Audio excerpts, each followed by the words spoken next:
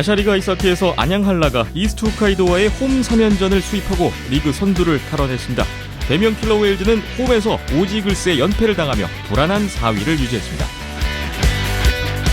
베이거스 골든나이츠의 제러드 갤런트 감독이 해임됐습니다. NHL의 연이은 감독 교체 바람은 어디까지일까요? 콜럼버스 블루제키츠가 상승세를 타면서 플레이오프 진출권으로 진입했습니다. NHL 한 주간의 동향을 NHL 핫앤낫에서 알아보겠습니다. 국내 최초, 국내 유일의 아이스하키 팟캐스트 비하인더넷 230회 시작합니다.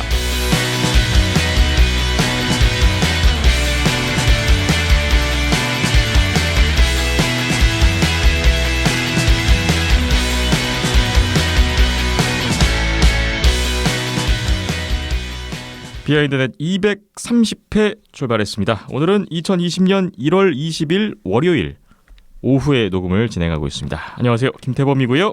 이현석 기자 나오셨습니다. 안녕하세요. 예, 안녕하세요. 둘만 먼저 시작을 했고요. 박힘찬 PD가 지하철 1호선 운행 지연 관계로 약 10분 정도 늦는다는 연락이 있었고요. 잠시 후에 곧 도착을 할 겁니다. 도착하는 대로 같이 이야기를 나눠보겠습니다. 230회 지난 한 주 동안에 여러분이 주신 댓글 의견들 보면서 또 나아가 보겠습니다. 페이스북에 남은킴님이 1월 15일에 댓글을 주셨는데 이거부터 보겠습니다.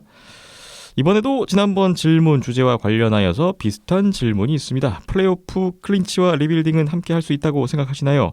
예를 들어 올해 산호세, 미네소타, 시카고, 버펄로, 몬트리올 등등의 팀은 어떻게든 플레이오프를 노려야 할까요? 아니면 미래를 준비해야 할까요? 저는 플레이오프를 어떻게든 나가야 한다는 구단 내부와 팬들의 프레셔가 팀의 장기적인 플랜을 망치는 배경이 되지 않나 하는 생각을 요즘 많이 합니다. 전에 썼듯 요 몇 년간 LA 모습이 그러했고요. 이 기자님이 말씀하셨듯 NHL의 전체적인 전력이 상향 평준화되어 있다 보니 팀들의 성적 간격이 촘촘한 편입니다. 또 NHL은 16강 반등만 해도 플레이오프에 나갈 수 있는 시스템이죠. 예를 들어 서부 컨퍼런스의 경우 LA, 애너하임 정도만 빼면 수치상으로는 모두 플레이오프를 노려볼 수 있는 듯 보입니다.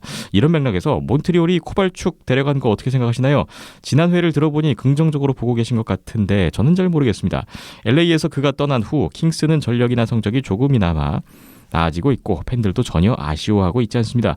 이야기를 들어보면 선수들도 그를 좋아하고 열심히 했다고 하며 어떤 딱히 문제가 있었던 것도 아니었다고 합니다. 그냥 안 되었던, 안 맞았던 거죠.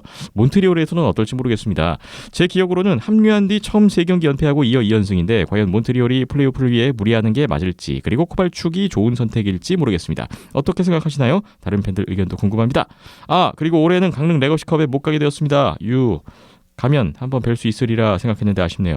그래도 중계 예고 보고 반가웠습니다. 영상만 나가나요? 아니면 캐스터님 중계도 들을 수 있는 건가요? 하셨는데 온더스포츠님이 여기에 대해서 영상만 스트리밍합니다 라고 댓글로 답을 드렸습니다. 질문인데 리빌딩이냐 이 위치에서 선택을 어떻게 해야 되느냐 그 문제예요. 코발추크를 데려간 몬트리올 이야기도 나왔고 이현석 기자님 어떻게 생각하십니까? 가능하죠. 충분히. 지금 잘하고 있는 팀 있잖아요. 콜럼버스. 당장 지금 콜럼버스가 와일드카드 나갈 수 있죠. 지금 네. 승점이. 그리고 아일랜더스랑 승점 1점 차이밖에 안 납니다. 올 시즌 정말 부정적인 전망을 드렸었지만 결과적으로는 어쨌든 좋은 코어들이 다 남아있는 상황이었기 때문에 지난해도 플레이오프 가고 올해도 플레이오프 가고 이런 식으로 결과적으로 가능합니다. 예.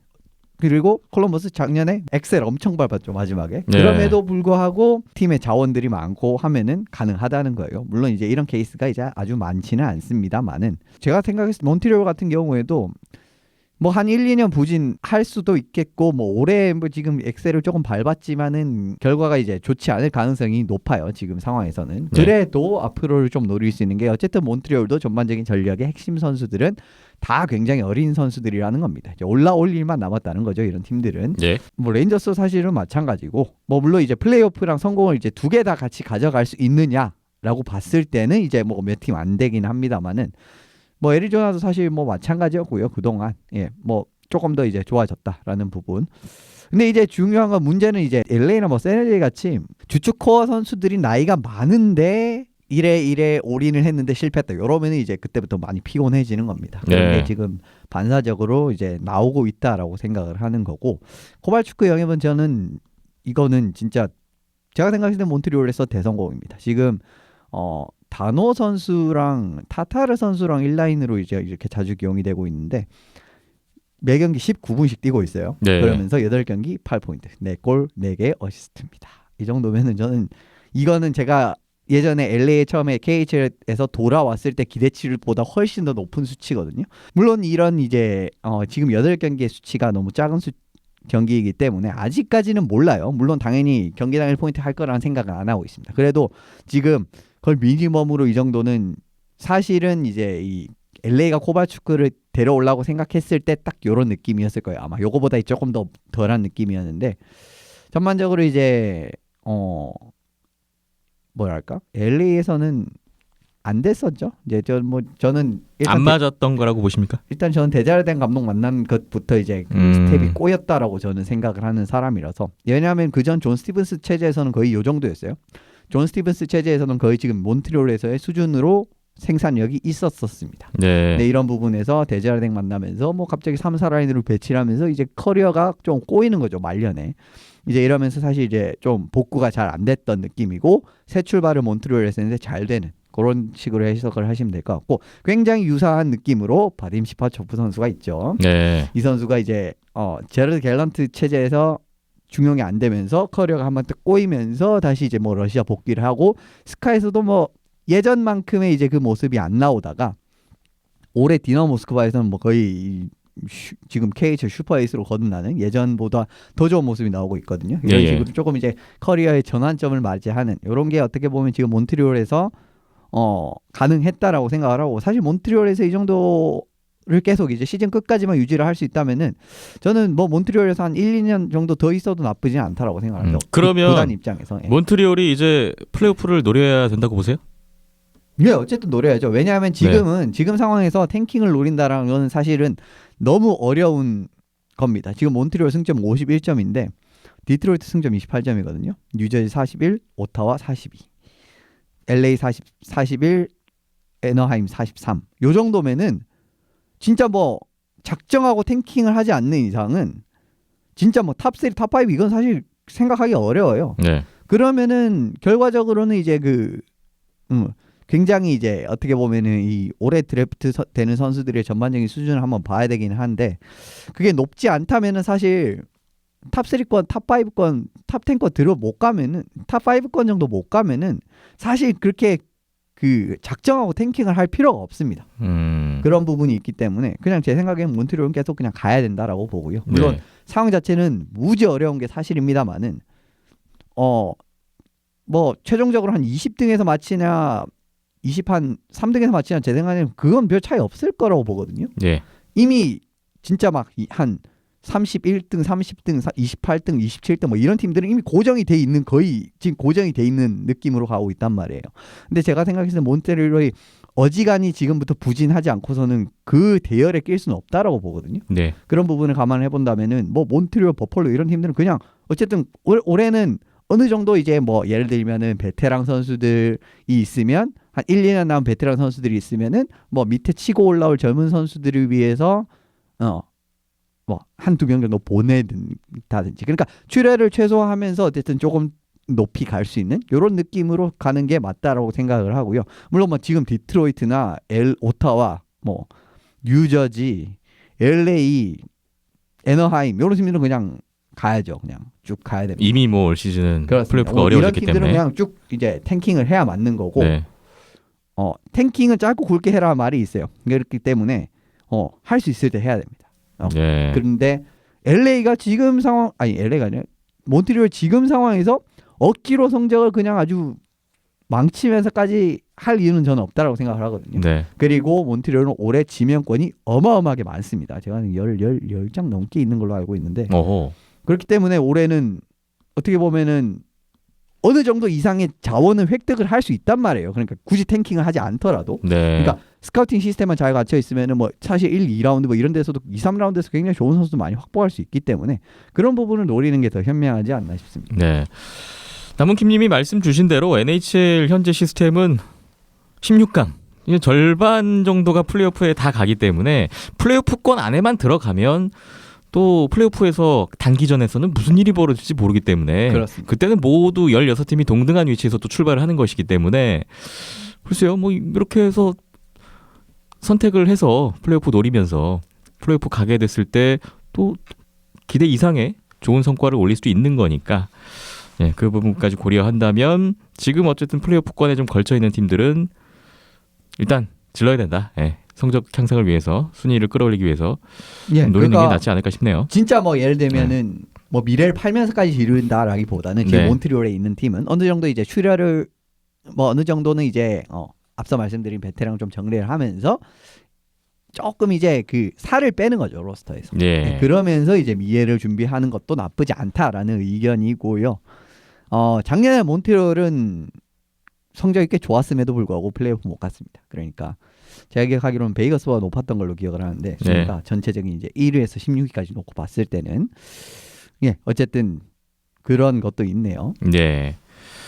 남은킴님의 페이스북 댓글 먼저 살펴봤습니다. 박김찬 PD가 도착을 했는데 문 열어달라고 이야기하경인데요. 잠시만요. 네, 박김찬 PD가 도착했습니다. 안녕하세요. 네, 안녕하세요. 네. 일단은 저희가 댓글을 보고 있었는데요. 남은킴님이 레거시컵 예고를 보셨다고. 예. 그 질문이 잠깐 있었는데 예. 답글로 드리긴 했지만 요거 네. 안내 한번 해주실까요? 예, 스트리밍을 하려면은 미리 그 유튜브에 이제 스트리밍 예약을 해야 되는데 네. 그 대회 같은 경우에는 좀 일찍 해달라는 요청이 있어서 예, 미리 등록을 했는데 그걸 보신 것 같고요. 예. 예, U20 세계 선수권하고 레거시컵하고 스트리밍 예정이 돼 있습니다. 전 경기 스트리밍인가요? 전 경기는 아니고요. 2월 1일 날 대면 킬로웰즈 경기가 있어서 그날 아마 한국하고 중국 경기가 있는 그날인데 네. 그날은 스트리밍을 못 하고요. 그 외에 나머지 경기들은 다 하니까 한 20경기 안팎 되더라고요. 아, 그래도 경기 수가 꽤 되네요. 네, 그래서 예, 뭐 한국 경기는 뭐 국내 방송사에서 중계를 하는지 안 하는지는 아직 명확하게는 모르겠는데 하게 된다면 그쪽을 통해 보셔도 되고 아니면은 온더스포츠 유튜브 통해서 확인하셔도 좋을 것 같습니다. 네. 다른 나라 경기들 같은 경우에는 예, 스트리밍 확인하시면 좋을 것 같아요. 뭐 보시는 데 있어서 참고하시면 되겠습니다. 이현숙 기자님, 저지가 공개됐습니다. 콜럼버스 블루제키츠 소개를 부탁드립니다. 4번이네요. 예, 원래 4번은 해링턴 선수인데 가브리코프 선수로 저는 했고요. 네. 최근에 가브리코프 선수가 진짜 콜럼버스 수비진에 잘 자리를 잡아서 잘 보고 있고 가브리코프 선수는 예전부터 이제 등번호를 좀 많이 여러 가지 달았었던 선수입니다. 4번 달았다가 로코 때 46번을 달았던 거 그랬고 스카 때도 46번을 달았던 거 그랬는데 네. OA 할 때도 4번을 달았었어요. 그래서 예전에 조금 그런 그 느낌으로 4번으로 했고요. 물론 4번 선수는 해링턴 선수입니다만은 4번으로 했고 지금은 44번을 달고 있죠. 정확히 말씀을 드리면은. 예. 근데 제가 생각했을 때는 올해 꽤 생각보다 진짜 너무 잘하고 있어서 지금 마르쿠스 누티바라를 지금 밀어냈거든요. 저는 이 정도로 잘 자리를 잡을 줄은 몰랐는데 네. 그렇기 때문에 만약에 올해 또 좀 시즌 끝나고 콜럼버스 로부터 뭐 한 단연 계약 또 선서 받으면은 또 번호가 변경될 가능성이 있습니다. 자기 좀 더 좋아하는 번호로 네. 자리 잡으면 그런 부분이 있기 때문에 물론 해링턴 선수의 번호 있기 때문에 44번 그냥 그대로 갈 가능성도 있는데 아무튼 예 그냥 4번 예 제 마음속에 가브리코프는 4번이다. 4번으로 했습니다. 그런 의미가 담겨 있는데 어쨌든 콜럼버스 블루제키츠가 오늘 하덴낫의 메인이고요. 그렇습니다. 예, 최근 분위기가 아주 좋다고 하는데 이따가 이야기를 나눠보겠습니다. 댓글 계속 이어서 보겠습니다. 유튜브에 프란시스 기원님의 댓글에 하워드 파크님이 16일 목요일에 답글 주셨어요. 립스 여기에 답글을 주셨는데 어제 보니 샌딘이 있습니다. 믿고 쓴다는 스웨디시 디펜스. 주니어 대회 갔다 온 후 부부가 좋아 보입니다. 더구나 개인적으로 좋아하는 안드레아스 요한슨. 스웨덴 파워를 믿어보시죠. 닐랜더도 잘하고 있고요. 하셨고 왕루이님 댓글에도 하워드 파크님이 같은 날에 댓글을 주셨는데 저기 몬트리올 그다음에 감독 이야기에 답글을 주셨어요. 밥콕 감독은 작년부터 교체 얘기가 꾸준히 나온 상태여서 올해 여차하면 나가게 되는 분위기라 줄리엔 감독과는 좀 입장 차이가 있지 않나 싶네요. 라고 의견을 나눠주셨습니다. 어떻게 보세요? 믿어볼 만합니까? 스웨디시 디펜스? 뭐 스웨덴 요즘은 확실히 좀 다재다능한 선수들이 많고 좀 그런 부분이 있죠. 뭐 라스무스 산딘 선수도 그 중에 한 명이라고 저는 생각을 합니다. 네. 제가 생각했을 때는 근데 솔직히 말씀드리면 지난 월드 주니어 챔피언십에서는 산딘 선수보다는 저는 로마노프 선수가 더 잘했다라고 생각을 합니다. 네. 그래서 어쨌든 그래도 지난 월드 주니어 챔피언십에서 산딘 선수가 또 수비수 2명 중에 2명 뽑아라 하면은 산딘 로마노프였어요. 솔직히 말씀드리면 그런 부분에서 좀 믿을 만한 구석이 있고요. 뭐 앞으로 좀 중요하겠죠. 근데 지금 라일리 선수가 파열주 이탈이고 지금 골텐딩이 또 무너지는 모습 보이고 엊그제 경기에서도 시카고한테 6점 딱 먹으면서 지는 것 봐서는 이제 슬슬 이제 그 처음에 키프 감독 딱 부임하고 좋았었던 그 뭐랄까 그런 분위기가 또 조금 내려온 거죠. 네. 그런 부분에서 지금 필라델피아보다 아래예요. 지금 승점이. 그런 부분에서 사실 지금 립스가 제가 생각했을 때는 그냥 참 애석한 말씀이라 몇 번 말씀드리지만 그 예상이 딱 맞아 떨어지는 느낌. 처음에 좀 좋았던 게 그 복구가 됐었던 딱 그런 느낌. 지난주에 똑같은 말씀을 드린 부분이 계속 이제 좀 증명이 되는 결과가 나오고 있어서 조금 안타깝긴 한데 그게 결과적으로 한계인데 그 한계를 극복할 만한 키프 감독이 모습을 보여주냐 하면 솔직히 말씀드려서 아직까지는 아닙니다. 물론 네. 잘하고 뭐 베코 감독보다는 지난번보다 잘하고 있다고는 생각을 합니다만요. 연손 선수도 뭐 괜찮다라고 생각을 하는데 그냥 공격 일변도로는 사실은 그 원하는 결과를 만들어내기가 너무 어렵습니다. 수비 일변도도 어렵고요. 그러니까 공격 수비가 어느 정도 다 일정 수준 이상이라는 건데 솔직히 말씀드리면 지금 토론토는 수비랑 골텐딩 부분에서는 냉정하게 말씀드리면은 일정 수준 이상이라고 보기는 어렵습니다. 지금같이 또 어려운 양상이 나온다라고 생각을 하고요. 그래도 좀 안 좋을 때 그 올스타 브레이크 또 뭐 올스타 직전에 좀 쉬는 그런 부분이 있기 때문에 조금은 숨 고르기를 할 필요가 있는 타이밍이 아닌가 싶네요. 네. 자, 하워드팍님 계속해서 의견 나눠주셔서 감사드립니다. 다음 댓글 보겠습니다. 링 0.0 링님 20일 월요일 댓글입니다. 장단점이 궁금한 선수들에 대해서 한두 명씩 여쭤보려고 합니다. 먼저 템파베이의 가장 강력한 칼 니키타 쿠체로프 선수의 장단점과 17, 18 시즌 테일러 홀은 적은 포인트로도 어떻게 HMT를 수상할 수 있었는가가 궁금합니다. 18, 19 시즌부터 보기 시작해가지고 흐흐흐 하셨습니다. 니키타 쿠체로프의 장단점, 테일러 홀은 어떻게 하트 메모리얼 트로피를 받았냐? 쿠체로프 사실은 제가 솔직히 말씀드리면은 쿠체로프 선수의 단점은 피지컬적인 부분밖에 없어요. 이제 이런 부분밖에 없고 그리고 쿠체로프 선수가 생각보다 막 퍽스틸 이런 것도 엄청나게 괜찮습니다. 그러니까 기본적으로 이제 이런 부분이 어떻게 보면은 조금 이제 고정관념에 사로잡힌다라고 말씀을 드릴 수가 있는 부분이 어느 정도 있는데. 공격이 이제 좋은 선수들은 수비가 일단 기본적으로 나쁠 것이다라고 이제 판단을 딱 깔고 들어가는 부분이 있을 수가 있어요. 그러니까 링님이 그렇다라는 게 아니라 좀 그런 케이스를 제가 좀 많이 봤습니다. 그러니까 에릭 칼сон 선수를 제가 항상 칭찬하는데 이 선수 맨날 그냥 공격형 수비수라고만 알려진 케이스가 많거든요. 근데 이 선수가 수비도 굉장히 잘합니다. 어떻게 보면은 드루다우디 선수보다 순수 수비력은 더 위라고 보시면 돼요. 그러니까 이 피지컬적인 부분을 빼면요. 그러니까 예를 들면은 패스 길을 차단을 한다든가 아니면은 스틱워크로 상대방을 퍽을 뺏는다 이런 부분에서는 저는 솔직히 말씀드리면 다우디 선수보다는 칼슨이 훨씬 위라고 봅니다. 근데 이제 피지컬적인 부분이라든지 조금 전반적인 부분에서 어떻게 보면 다우디는 컴플리트 디펜스맨이고 칼슨은 공격형이지. 이거는 사실 저는 좀 말이 안 맞다고 보고 쿠체로프 선수도 사실 이런 이제 그런 관념에 어떻게 보면 조금은 희생자라고 볼 수가 있어요. 이 선수가 기본적으로 어떻게 보면 러시아 선수들이 가지고 있는 그 패싱 플레이 원터치로 주는 이러면서 옵션을 창출하는 플레이에도 능하고 골 이제 원타임 같은 부분은 물론이고 공격 부분에서 사실 모든 걸 다 할 수 있는 선수거든요.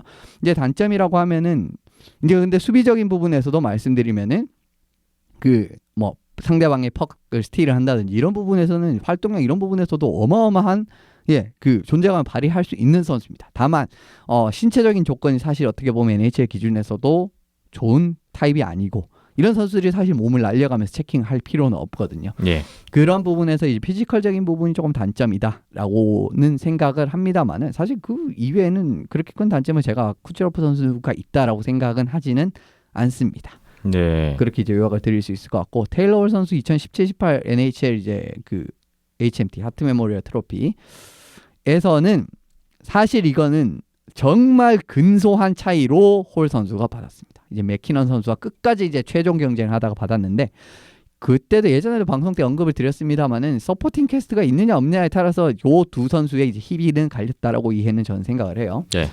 홀 선수의 경우에는 그 당시에 포인트 2위였던 선수가 니코 히시어 선수였는데 홀 선수가 93포인트를 했는데 히시어 선수 52포인트 했습니다. 그러니까 그 팀 내 포인트 1위와 2위의 차이가 41포인트가 나죠. 근데 네이선 맥키넌 선수 같은 경우에는 17, 18 시즌에 97포인트를 했어요. 네. 97포인트. 근데 2위가 미코 란타넨 선수가 81경기에서 84포인트를 했습니다. 서포팅 캐스트가 결국 얼마나 있었느냐의 차이 딱 요거였다고 봐요. 두 팀이 진짜 상황이 너무너무 비슷했습니다. 어떻게 보면 플레이오프도 같이 나갔었고 플레이오프 1라운드에서 강호를 만나서 탈락한 것도 똑같았거든요. 근데 차이는 딱 하나였죠. 포인트도 이제 어떻게 보면 90포인트대가 똑같았는데 결과적으로 얼마나 받쳐준 선수들이 있었느냐 없었느냐. 홀 선수는 사실상 없었다라고 보시면 되고 네. 콜로라도 같은 경우 이해 콜로라도 같은 경우에는 란데스코그 선수 78경기에서 62포인트 타이슨 베리 선수 수비수인데 수비수가 57포인트를 하면서 히시어 선수보다 포인트를 더 많이 올렸습니다. 네네. 이런 부분까지 생각을 해보신다면은 이제 그 서포트하는 선수들이 있느냐 없느냐에 따라서 이해 하트 메모리얼은 저는 그 희비가 갈렸다라고 생각을 합니다. 테일러 홀 수상의 어떤 배경에는 좀 그런 것들이 작용하지 않았겠느냐라는 말씀을 드렸습니다. 링 0.0링님 댓글까지 잘 봤습니다. 감사합니다. 다음은 팟빵 댓글입니다. 피프트 비틀즈님 16일 목요일 댓글. 데보가 골든나이츠 감독이라 샥스에서 부진으로 잘렸는데 지난 2시즌간 라이벌 비스무리했던 베가스의 감독이라 뭔 일인지 성적 부진으로 잘린 건지 더 성적이 나빴던 팀 감독을 맥레넌까지 퍼시픽의 반가운 얼굴들이 자꾸 모이네요 하셨어요. 잠시 후에 이따가 이 감독 교체 바람에 대해서 따로 좀 다룰 예정이고요. 짧게 그냥 그렇습니다. 놀라운 소식이었죠. 네. 깜짝 놀랐습니다. 네. 아니 그 제라드 갤런트 해임도 놀라운데 그 후임으로 온 사람이 대보다. 이따가 좀 이야기를 나눠볼게요. 네. 피프트 피틀즈님 감사하고요. 폴 피핀과 실버버그님이 16일 목요일에 댓글 주셨습니다. 이번 주도 변함없이 잘 들었습니다. 청취자 여러분 세 분 모두 새해 복 많이 받으세요. 인사 주셨네요. 그리고 모든 분들 건강하시고요. 지난주 하덴닷에 애너하임 등장하네요. 유유. 애너하임 나와서 댓글 주셨군요. 올 시즌 애너하임이랑 뉴저지는 속주머니 속에 넣고 안 펼쳐보기로 했지만 애너하임 너무 못하네요. 이현숙 기자님께서 애너하임은 답이 없다는 뼈 때리는 분석에 공감합니다.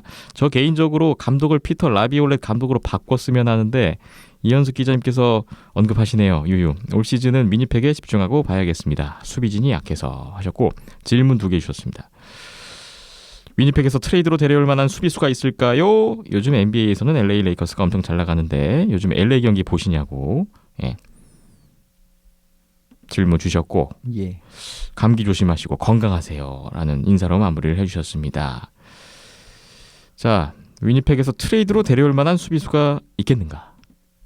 어떻게 생각하세요? 조금 더 리스트를 봐야 될 것 같은데 네. 당장 위니펙에서 물론 지금 수비진을 지금 물론 해결을 하긴 해야 되는데 조금 어렵지 않을까 싶긴 하거든요. 근데 누구를 데려와야 될지도 지금 조금 애매한 상황이고 이제 탱킹 팀 같은 부분에서 아니면 뭐 LA에서 알렉스 마르티네즈라든지 이런 선수가 어쨌든 있긴 합니다만은 글쎄요. 지금 위니펙도 아주 이제 지금 막 상황이 좋지가 않아요. 지금 승점 54점에 와일드카드랑 한 3점 정도 차이가 나고 물론 2경기를 덜 했기는 합니다만은 그런 부분이 있는데 그래도 이제 어느 정도 이제 전력을 좀 다듬고 올해 좀 한 번 더 가보자 이런 생각이 있다면은 분명히 어쨌든 움직임이 있기는 할 것 같아요. 근데 상황이 참 많이 애매하긴 합니다. 왜냐하면 지금 이 정도로도 부상자 좀 복귀하고 하면은 괜찮을 것 같기는 한데 사실은 또 더 높은 자리에 올라가기 좀 어려울 거고 그러면은 좀 희생을 좀 치러야 되는데 그럴 여력이 또 조금 있는지도 궁금하고 지금 사실은 위니펙이 최근에 이제 트레이드 마감일에 폴 스테스니 선수 데려오고 그 다음에 케빈 헤이즈 선수 이런 선수 데려오면서 조금 픽을 소비를 했어요. 이제 이런 부분도 어느 정도는 가만히 되어야 되는 상황입니다. 그렇기 때문에 좀 전 셔벌데이어프 단장이 좀 결정이 궁금하긴 합니다. 이런 부분 좀 더 지켜봐야 될 것 같고요. 요즘에 농구는 잘 안 봅니다. 이제 저번에 한번 말씀 주셨죠. NBA 볼 시간이 지금 없다. 요즘에는 다른 스포츠를 사실 거의 안 보고 있고요. 그렇습니다. 네. 시간이 없습니다. 자, 폴 피핀과 실버버그님 댓글 감사합니다. 다음 넘어가 보겠습니다. 썬더스 화이팅님 19일 일요일에 후원을 해주셨군요. 229회에 만캐시를 후원해 주셨습니다. 썬더스가 과연 어느 팀이냐 아직 확인되지 않은 건가요? 네. 댓글 좀 달아주세요. 어느 썬더스를 이야기하는 것인가? 썬더스가 전국에 한 궁금합니다. 10대 개가 있는 걸로 알고 있는데. 네. 어쨌거나 후원 감사드립니다. 또 이렇게 또 녹음을 할 수 있네요. 감사하고요. 미국 매니아님 댓글입니다. 20일 월요일 댓글. NBA에는 MIP라는 기량 발전상이 있죠. Most Improved Player. NHL에는 그런 상이 없는 것 같네요. 기자님이 보시기에 올해 가장 기량이 발전된 듯한 선수 3명 골라주신다면 누구를 고르실 건가요? 저는 캐롤라이나의 안드레이 스베치니코프, 더기 해밀턴, 템파베이의 알렉스 킬리언, 뉴욕의 토니 디안젤로를 뽑고 싶네요. 라고 하셨습니다. 개인적인 말 이거는 제가 저는 이거 오늘 아침에 봐가지고 오늘 아침에 달린 댓글입니다. 아직은 준비를 못했는데 왜냐하면 지금 몇 시간 안 지났거든요. 그래서 다음 주에 제가 이거는 말씀을 드리겠고요. 근데 킬런 선수는 제 개인적인 생각에선 들어가면 안 된다라고 생각합니다. 물론 킬런 선수 올해 진짜 무지막지하게 잘하고 있는 건 사실입니다만은 킬런 선수는 진짜 베테랑 오브 베테랑이에요. 그렇기 때문에 MIP를 주기엔 조금 이제 그렇지 않나. 스베치니코프 선수도 이제 작년부터 잘하고 있고 디앤젤로도 꽤 이제 뉴욕 레인저스에서 잘했는데 사실 작년에 잘했는데 더 좀 잘하는 느낌이기 때문에 사실 MIP 이런 거는 제가 생각했을 때는 시즌이 끝났을 때 이제 최종적인 결과를 딱 보고 이제 말씀을 드리는 게 맞다라고 생각을 합니다. 네. 그런 부분이 있기 때문에 그냥 다음 주에 한번 다음 주 그 시점에서 한번 눈에 띄는 선수 있으면 말씀을 해주시죠. 그렇습니다. 근데 기본적으로는 이제 조금 원래 잘했던 선수보다는 좀 그렇지 않았던 선수 중에서 좀 확 뛰는 이런 선수들을 꼽아 좀 찾아보겠습니다. 기본적으로 사실 요 리스트에 제가 그 태클을 걸자 이런 의도는 아니고요. 근데 그냥 저는 개인적인 생각했을 때는 더기 해밀턴 선수도 그렇고 킬런 선수 같은 경우에는 이런 선수들은 정말 NHL에서도 경험이 많았고 그동안 잘해왔던 선수들이기 때문에 조금은 좀 MIP에 넣기 약간 애매한 좀 감이 없지 않아 있지 않느냐라고 그냥 생각을 할 뿐입니다. 네, 미국 매니아님 댓글 감사합니다. 다음 주에 좀 더 보충 답변을 드리는 걸로 하겠습니다. 이렇게 댓글 다 봤습니다. 참여해주신 분들께 다시 한번 감사하다는 말씀을 드리면서 의견, 후원 계속해서 감사한 마음 전하고 부탁을 또 드리겠습니다. 비하인더넷 230회 잠시 후에 하키 이야기 또 이어가 보겠습니다.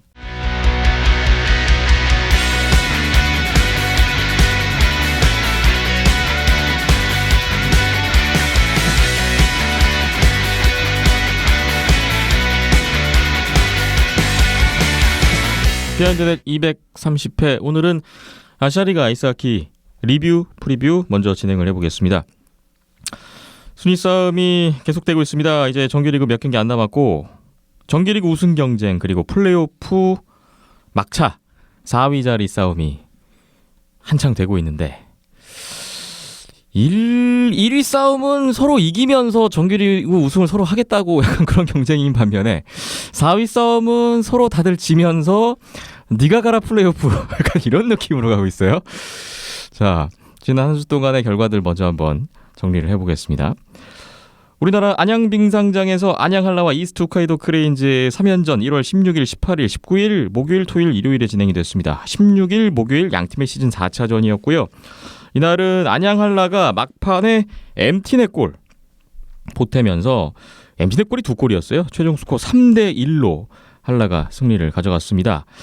한라의 맷 달튼, 크레인즈의 야니스 아우진시 선수 둘 다 똑같이 1실점 좋은 활약을 보여줬습니다. 한라의 김기성 선수가 이날 선제골과 결승골 혼자 2골을 넣었고요. 한라가 이날 승리를 하면서 사흘린에 이어서 올 시즌 두 번째로 플레이오프 진출을 확정지었습니다.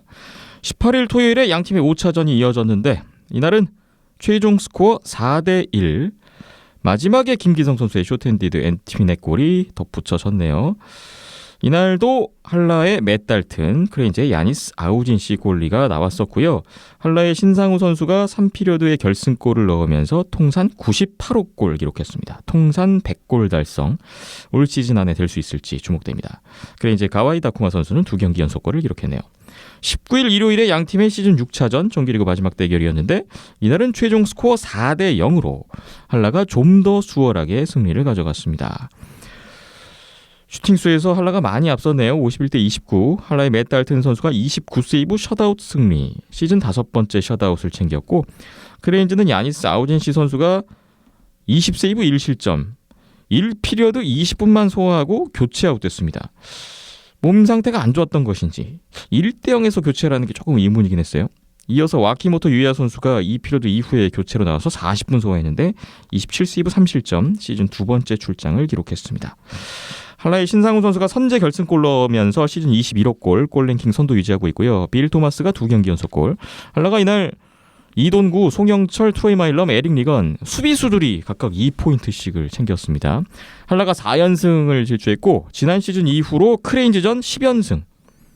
이 승리로 또 사할린을 제치고 리그 선두를 탈환했습니다. 한라가 한 경기는 더 치른 상황입니다. 반면에 크레인즈는 최근 5연승 후에 4연패에 빠졌고 한라와의 3연전 마치면서 80일 동안 진행했던 원정 14연전이 모두 끝났습니다. 이제 올 시즌 원정 경기는 다 끝난 크레인즈입니다. 한라가 이번 3연전에서 부상 선수들 결장이 있었습니다. 안준희, 신영윤 선수가 나오지 못했는데 안준희 선수는 플레이오프 때나 복귀를 지금 준비하고 있다고 하고 신영윤 선수는 시즌 아웃이라는 얘기가 들렸었어요. 크레인즈도 시게노 슌스케 선수가 이번 3연전 다 결장, 최근 9경기 연속 결장했습니다. 양팀 안양 3연전 3승 승점 9점 한라가 싹쓸이를 했고 올 시즌 정규리그 전적도 6전 6승 승점 18점 안양 한라가 다 가져갔습니다. 안양 한라의 우위로 마무리했던 양팀의 올 시즌 정규리그 대결이었습니다. 한라로서는 정규리그 우승 경쟁을 계속 이어갈 수 있는 목표로 했던 9점을 다 챙겼고요. 크레인즈로서는 뭐 어려운 상대이긴 했는데 결국 승점의 1점도 따지 못하는 결과로 끝나고 말았네요.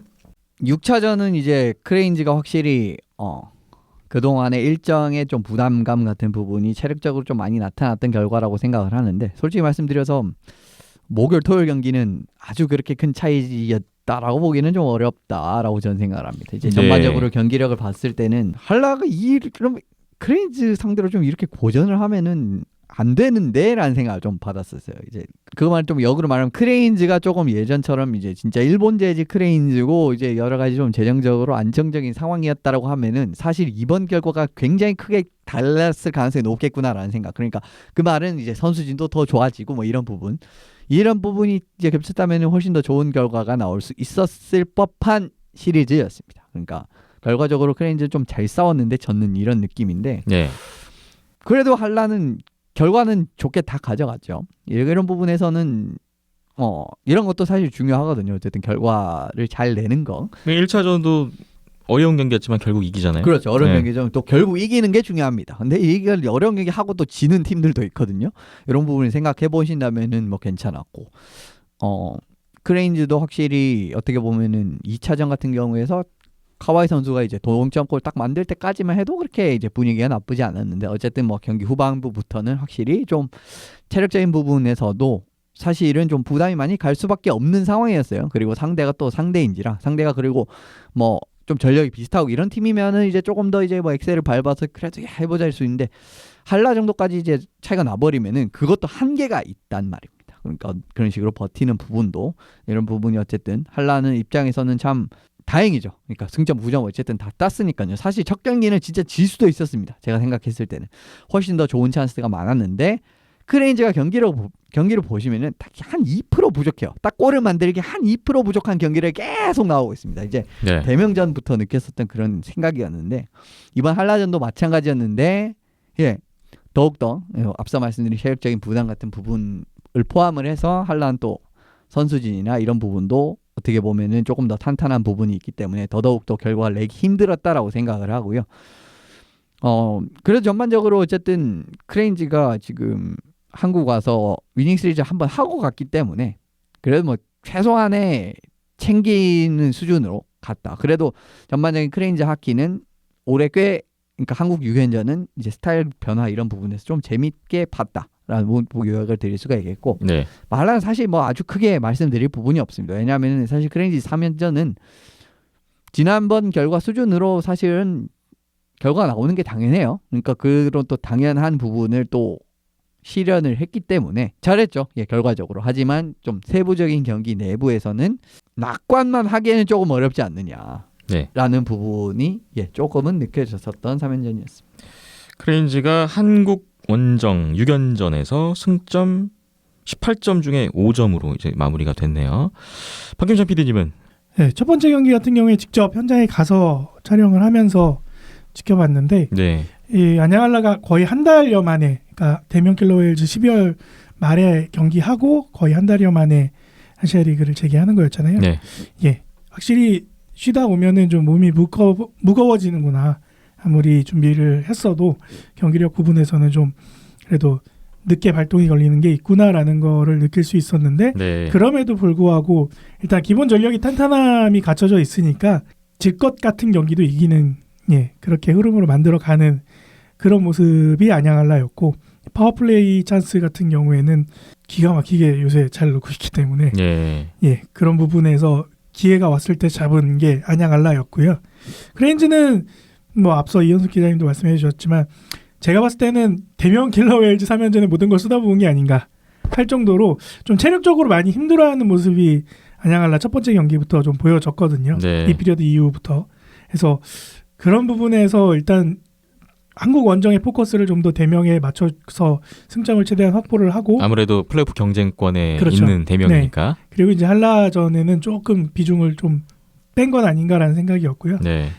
체력적으로 힘든 와중에 꾸역꾸역 그래도 수비를 해내고 공격을 펼치던 모습은 재밌는 크레인즈의 모습이었으나 결정력이 좀 아쉬웠었고 뭐랄까 좀 크레인즈가 좀 경기장을 넓게 쓰면서 좀 휘둘를 수 있는 그런 공간이 창출이 돼야 되는데 네. 그런 공간 창출을 안양알라가 공간을 내주질 않으니까 뭔가 크레인즈가 할 수 있는 게 없다라는 게 좀 느껴졌거든요. 크레인즈 입장에서는 굉장히 답답한 경기였지 않았을까 그런 생각도 같이 하게 됐습니다. 네. 일단은 뭐 스케줄적으로도 한라가 조금 더 유리한 건 있었는데 뭐 한라 선수들이 또 경기를 거듭하면서 조금 감을 찾았던 것인지 뭐 경기가 거듭될수록 양 팀의 간격이 조금씩 좀 벌어지는 그런 결과가 나왔네요. 크레인즈로서는 지난 시즌에 이어서 올 시즌 한라전 다 전패로 끝났는데 뭔가 이 상대성으로 봤을 때 크레인즈한테 가장 이 시점에서 어려운 팀은 저는 한라가 아닌가라는 생각을 하면서 결과를 계속 봤습니다. 자, 양 팀 9점 수입으로 끝났던 한라의 완승 시리즈였습니다.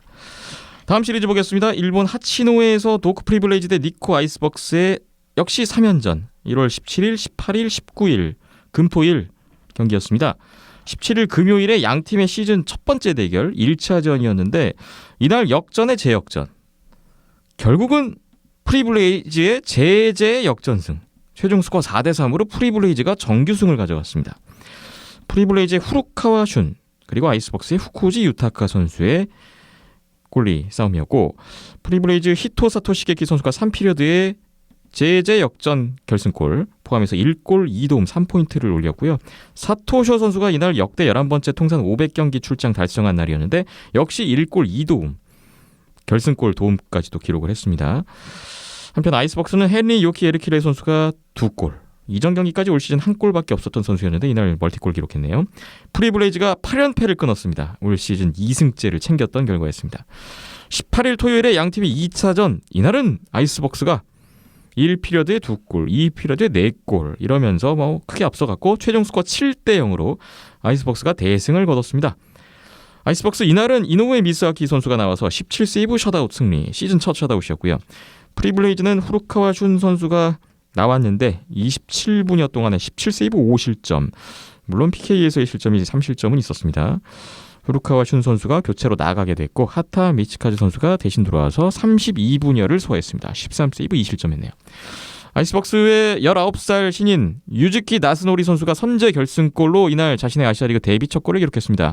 스즈키 유타, 스즈키 겐토, 형제 선수들이 각각 3포인트씩 챙겼던 아이스벅스였습니다. 19일 일요일 양 팀의 시즌 3차전에서는 아이스벅스가 선제골로 앞서 나갔는데 프리블레이즈가 곧바로 쇼트핸디드 골로 동점을 만들더니 골을 쏟아 부었어요. 1피리어드맨 4골을 넣었고요. 결국 프리블레이즈가 최종 스코어 5대2로 또 아이스벅스 상대로 정규승을 거뒀습니다. 프리블레이즈가 이날 하시모토 미치오 골리가 나왔는데 시즌 6번째 출장에서 30세이브 2실점 승리를 기록했고요. 후쿠지 유타카 선수가 22세이브 2실점, 이노에 미사키 선수가 14세이브 4실점 선발로 나와서 20분 소화했고 후쿠지 유타카 선수가 교체로 나와서 이 피리어드 이후에 40분을 소화했습니다. 프리블레이즈의 니콜라스 생피에르 선수가 결승골 포함해서 1골 1도움, 시몽드니 선수도 1골 2도움 활약이었고요. 프리블레이즈가 올 시즌 마지막 홈 경기였습니다. 그래도 이겼습니다. 시즌 3승째를 올렸고 2경기 만에 1승을 추가했어요. 아이스벅스는 이날 지게 되면서 4위로 올라갈 수도 있었는데 기회를 놓치고 말았습니다. 최근 2승 7패 부진은 계속됐습니다. 이번 하치노의 3연전이 결국 2승 1패 승점 6점으로 프리블레이즈가 위닝 시리즈를 거뒀습니다. 프리블레이즈로서는 올 시즌 마지막 홈 시리즈에서 위닝 시리즈 마지막 홈 경기에서 승리. 그래도 마무리가 좋았군요. 자, 다소 의외의 결과가 나왔습니다. 프리블레이즈가 2승을 챙기다니. 참 아이스벅스로서는 뼈아픈 지금 루징 시리즈가 됐고 어떻게 받아들이고 계십니까? 정말 놀라운 결과인데요. 사실 후쿠지 선수가 경기를 잡는 게임이 있으면은 지는 게임이 어떻게 보면 예를 들면은 후쿠지 선수가 좀 실수를 해서 지는 게임이 한 100경기 하면 한 5경기 있을 수가 있어요. 예를 들면. 근데 그 중에 하나가 나와버렸습니다. 그 중에 하나가 첫 경기에서 나와버렸어요. 심지어. 이 덤프한 퍽을 처리를 하는데 이게 골리 쪽으로 이제 좀 덜프를 하면서 이제 페이스오프를 유도를 하려고 하는 움직임이 있었거든요. 근데 그거를 제대로 처리를 못하면서 앞으로 튀어나온 게 히토나토 선수 결승골로 기록이 되어버렸습니다. 그건 무주공사골이 나오면서 후쿠이 선수가 이런 실수를 하는 걸 제가 본 기억이 없는데 진짜 최악의 타이밍 때 딱 나와버렸어요. 그러면서 어떻게 보면은 이 경기는 사실 승점 어떻게 보면 2점을 획득할 수 있는 경기인데 안 됐거든요. 그리고 그걸 못 지키면서 결과적으로 또 이런 좀 안타까운 거 나왔고 그 다음 경기에서는 좀 심기일전에서 니코가 좀 완승을 거두긴 했습니다만은 3피리어드가 이제 세 번째 경기 같은 경우에는 진짜 벅스가 초반부터 페널티를 그냥 주구장창 범하기 시작하면서 마음이 앞섰는지 모르겠지만은 참 제 발에 걸려 넘어지는 느낌을 많이 받았어요. 사실 첫 경기도 어떻게 보면 후쿠지 선수의 실점은 그런 부분이라고 보시면 될 것 같고 마지막 경기 역시 좀 어떻게 보면은 굉장히 1피리어드부터 좀 페널티를 많이 이제 범하면서 게임이 어려워져 버리고 체력적으로 부담을 느끼면서 초반에 우수수 실점을 한 거를 결과적으로 못 따라간 그림이었단 말이에요. 어떻게 보면 참 벅스 입장에서는 좀 제 발에 넘어진 그림? 왜냐하면 갈 길이 워낙 바쁘다 보니까 좀 제 발에 걸려 넘어졌다. 게다가 1차전 결과부터 좀 이렇게 꼬이기 시작을 했잖아요. 그런 부분이 있었다라고 보시면 될 것 같고 그래도 벅스 입장에서 의미를 찾을 수 있는 거는 플레이오프 경쟁권 팀들은 3경기를 다 진 팀들이 있었습니다.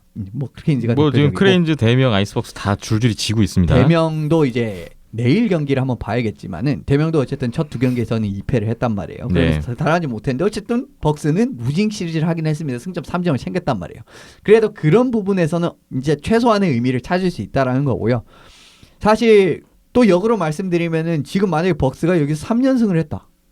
라면은 상황이 엄청 좋아질 수 있었거든요. 그렇죠. 근데 그러지 못했다라는 거. 결과적으로 또 벅스의 한계점이라고 또 보시면 될 것 같습니다. 그리고 또 하나 더 간과한 부분은 블레이즈 선수들이 좀 확실히 마음가짐이 이제 많이 좀 달라질 수밖에 없었던 시리즈였던 것 같아요. 아무래도 올해 참 여러모로 너무 좋지 못한 시즌이었고요. 그게 1차적인 부분. 그리고 오늘은 이 경기가 이번 시즌 홈 마지막 3연전이었고요. 그리고 이번 경기는 니이다 링크에서 펼쳐지는 어떻게 보면 그 마지막입니다. 내년부터 제가 알기로는 블레이즈가 홈 링크를 옮기는 걸로 알고 있거든요. 그렇기 때문에 니이다 이 링크 테크노 아이스파크에서 펼쳐지는 어떻게 보면은 물론 이제 이후에 코리아마에서 하는 것처럼 가서 가끔 한 경기씩 할 수는 있습니다만은 어쨌든 지금 어떻게 보면 좀 공식적으로는 좀 마지막 홈 경기나 다름이 없었던 경기였기 때문에 선수들이 좀 확실히 의식 같은 부분에서 달라질 수밖에 없었던 상황이었거든요. 네. 그런 부분에서 아이스박스가 제 발로 걸려 넘어지고 이런까지 다 겹쳤기 때문에 모처럼 처음이죠 올 시즌 위닝 시리즈 그렇죠. 이런 부분을 할 수 있었다라고 보고요. 어떻게 보면은 뭐 너무 늦었습니다만은 그래도 뭐 어떻게 보면은 뭐 프로들이잖아요. 그러니까 마지막까지 좀 뭐 발목을 잡든 어떻게 보면은 좀 최선의 결과를 만들어내기 위해서 노력을 해야겠죠. 네. 프리블레이즈가 대명의 발목을 한 번 잡더니 아이스박스의 발목을 2번 잡았는데 박희철 PD님 이야기 들어볼게요. 예, 조급한 자와 조급하지 않은 자의 차이가 나타났다라고 생각이 들고요. 네. 교수님이 말씀하신 것처럼 아이스박스도 대명만큼이나 기복이 심하구나 라는 거를 느낄 수 있었고 스스로 그러니까 상대가 잘해서 게임을 내주는 게 아니라 그렇죠. 스스로 말아먹는 게 뭐 대명이나 아이스박스나 그 급한 상황에서는 제발에 걸려 넘어지는 상황이 똑같이 나타나는구나라는 거를 같이 확인할 수 있었고요. 네. 뭐 페널티하며 뭐 자기 진영에서 턴오버하며 또 추격하는 가운데 페널티를 얻어내지는 못할 망정 또 스스로 페널티를 내주는 것도 문제가 있었고 여러 가지로 좀 꼬이는 아이스박스였었고 이길 수 있는 경기는 깔끔하게 7대0 이길 수 있는 전력을 갖췄음에도 불구하고 뭐 앞뒤 경기로 승점을 내줄 수밖에 없었던 거는 그런 기복과 조급함이 문제가 됐던 것 같고요. 네. 이게 홈 가서 풋을 상대로 3경기 더 하는 기회가 있는데 안 나타나리란 법은 없을 텐데 네. 그때 가서 이제 발등에 불 떨어졌으니까 더 집중력이 살아나지 않을까 싶기도 한데 일단은 프리블레이즈가 좀 더 여유로운 마음으로 경기를 좀 간결하게 펼쳐낼 수 있었던 것 같습니다. 이코니까 정신을 차릴 거라고 생각을 합니다. 네. 왜냐하면 거기는 진짜 정신 안 그래서- 차리면은 욕설이 그냥 쏟아지거든요. 그러니까 아이스박스는 네. 그러니까 프리블레이즈가 6경기 남았다는 거가 가장 큰 이점이었잖아요. 4강 그렇죠. 경쟁 중에서. 네. 그 말인즉슨 뭐 풋을 뭐 6전 6승을 다 따내면 좋은데 그게 아니라도 반타작 이상만 해도 남는 장사란 말이에요. 그죠. 그러다 아니죠. 저는 5승 이상은 해야 플레이오프가 가능하다고 보고 있었는데요. 그러니까 프리블레이즈와 6경기에서 못해도 5승은 해야 지금 2걸음 뒤져있는 첫 입장에서 출발했기 때문에 5승은 해야 저는 플레이오프 갈 수 있다고 생각을 하고 있었는데 지금 벌써 2패를 해버리면 굉장히 치명타가 아닌가 저는 근데 그렇게 보고 결과적으로 있어요. 앞서 말씀드렸지만 순위표에서 세 팀이 차이가 거의 없고요. 예. 네. 그리고 크레인즈도 마찬가지로 또 물리면 물리는 타이밍이 나올 수도 있고 해서 일단 뭐 벅스나 크레인즈나 그 프리블레이즈를 상대로 3경기를 남겨두고 있다라는 점이 그렇죠. 대면보다는 유리한 점이기 때문에 네. 그렇습니다. 그렇죠. 아무래도 이제 남은 스케줄이 얼마나 이제 어려운가라는 부분도 사실 어떻게 보면은 그게 앞으로 승점을 획득할 수 있는 확률과도 직접적으로 연관이 돼 있기 때문에 네. 굉장히 지금 극명하게 나타나고 있잖아요. 사할린을 상대로 승점을 얻을 확률이 높으냐, 블레이즈를 상대로 높을 확률이냐, 이거를 딱 이제 직접적으로 계산해 보면은 네. 그렇고, 그리고 결과적으로 앞서 말씀을 드렸습니다만은 다른 팀들이 결국 이 같은 기간에 펼쳐진 시리즈에서 승점 못 올렸단 말이에요. 네네. 그런 부분도 굉장히 중요하다는 거죠. 그런데 벅스는 어쨌든 루징을 하긴 했습니다만 3점은 땄단 말이에요. 한 걸음은 일단 따라왔죠. 그렇죠. 2걸음 차이였는데 한 걸음 네. 차이가 됐죠. 물론 이제 대명이 이제 화요일 경기에서 또 이제 만약에 승점 3점 획득하면 좀 다른 이야기가 됩니다만은 만약에 또 그렇지 못한 결과가 나온다라면은 또 결과적으로 아직까지는 해볼 만한 상황이 그렇죠. 되기는 된다라고 저는 생각합니다. 네. 네. 어렵긴 하죠. 자, 일본 팀 두 팀 간의 시리즈까지 정리를 해봤고요. 대명 킬러 웰즈 오지글스 3연전 잠시 후에 리뷰를 해보겠습니다.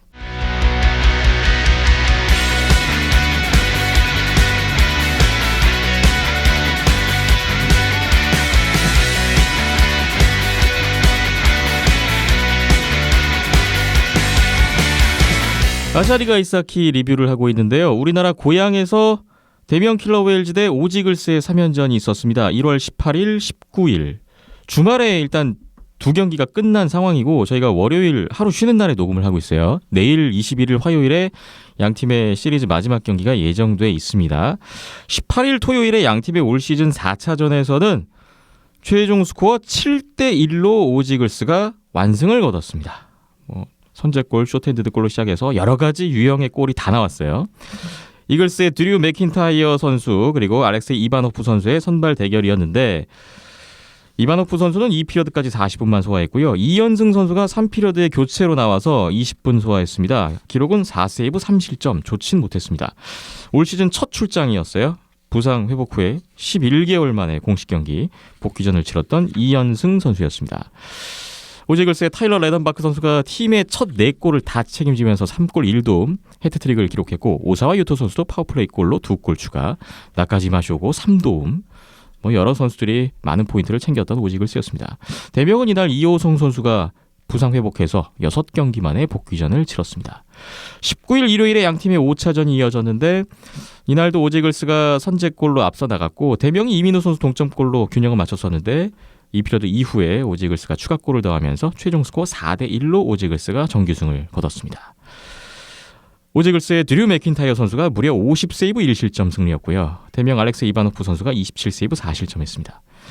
이글스의 나카지마 쇼고 선수가 결승골 포함해서 1골 1도움, 최근 5경기 연속 포인트, 최근 5경기 11포인트 페이스가 좋습니다. 오사와 유토 선수도 2경기 연속골, 올 시즌 팀 내 최다골은 계속되고 있습니다. 타일러 레던바크 선수가 3피리어드 후반에 미스컨덕트 페널티와 게임 미스컨덕트 페널티를 받고 나가게 됐는데 추가 중계가 있는지는 좀 봐야 될 것 같고요. 구지 슈이 선수는 계속해서 결장이 이어졌던 오지글스였습니다. 오지글스가 지난 시즌 이후로 대명전 6연승을 이어갔고 최근 18경기 15승 3패라는 기세는 계속됐습니다. 오지글스가 시리즈 2번째 경기 이기면서 사할린 할라에 이어서 3번째로 플레이오프 진출 확정됐고요. 한편 대명은 이민우 선수 2경기 연속골 기록했지만 패배로 끝났네요. 김영겸 선수가 부상 이후에 5경기 만에 복귀전을 치렀던 양팀의 시즌 5차전이었습니다. 이렇게 해서 2경기 끝났고 내일 21일 화요일 저녁 7시에 양팀의 시즌 6차전 정규리그 마지막 대결이 남아 있습니다. 자, 일단 2경기 끝난 상황에서 저희가 정리를 한번 하고 넘어가야 될 것 같습니다. 이현숙 기자님 어떻게 보셨습니까?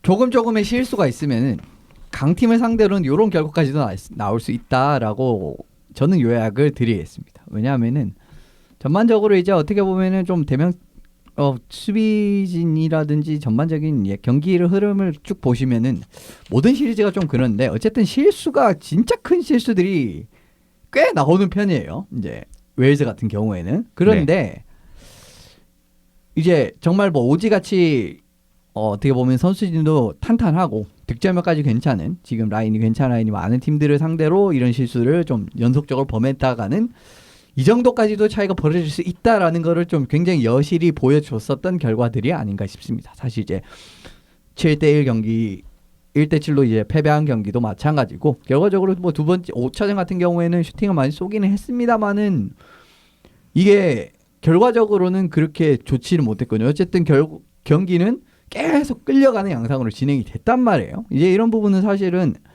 그렇게 아주 공격 전개를 잘 했다라는 부분에서 의미를 잘 찾을 수 있을지는 조금은 의문이 되는 부분이고, 그리고 조금 이제 이제 오지전을 보고 조금은 이제 우려가 됐었던 부분, 대명 입장에서 좀 여러 가지 좀 패를 많이 썼습니다. 그러니까 예를 들면은 예전에 좀 좋았었던, 그러니까 첫 경기에서는 조금 어떻게 보면 이종훈 선수 좀 올렸다가 약간은 좀 최근에 좀 좋았다 이런 걸 좀 테스트를 해보고, 그리고 두 번째 경기에서는 첫 경기 너무 이제 결과가 안 좋았으니까 예전에 어떻게 보면 좀 좋았던 그런 선수들을 이제 조합을 시키면서 붙어봤습니다만은 둘 다 결과가 좋지 않았어요. 그러면서 자신의 있는 손에 있는 손패는 어느 정도 내보인 상황에서 결과까지 좋지 못했기 때문에 이런 부분에서는 진짜 많이 지금 상황이 어려워졌다라고 이제 생각할 수가 있는 부분이고, 그만큼 이제 오지 이글스가 전반적으로 이제 전략이 좋다라는 거죠. 이제 오지 이글스의 또 팀 컬러는 확실히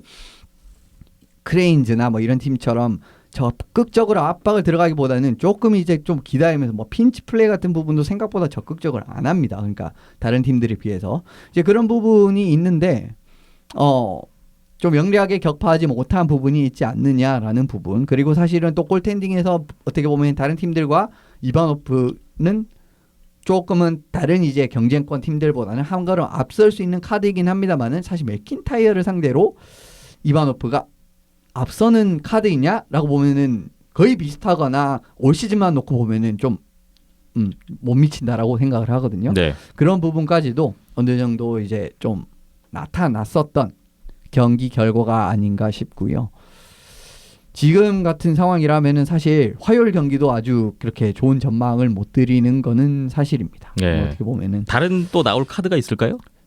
아니요, 쓸만한 카드를 네. 지금 어떻게 보면은 좀 좋았었다고 생각했었던 그런 좀 조합 같은 거 다 실험을 해보면서 간 상황이기 때문에 그래도 지난 경기에서 어떻게 보면은 그러니까 2차전에서 슈팅을 신게나 어쨌든 몰아친 부분은 있었어요. 그러니까 좀 뒤에 뭔가 따라가려고 하는데 또 그때마다 뭐가 또 골이 나면서 못 따라가고 이런 부분을 좀 근데 지금 결정적인 부분에서는 맥킨타이어 선수가 좀 크게 무너지지 않고서는 조금은 지금 좀 어렵게 갈 수밖에 없는 상황이 좀 되고 있거든요. 그러면서 지금 실수는 실수대로 어느 정도 수준 이상으로 계속 지금 나오고 있는 상황이기 때문에 게임이 더 어려워진다라고 생각을 하고요. 네. 아예 그냥 진짜 블레이즈가 그랬듯이 어떻게 보면 초반부터 진짜 쭉 앞서가면서 상대방이 좀 꼬이기를 좀 꼬이는 판을 만들 수 있는 좀 그런 식으로 나가지 않는 이상은 화요일 경기도 좀 많이 어렵게 갈 가능성이 크다라고 생각을 합니다. 네.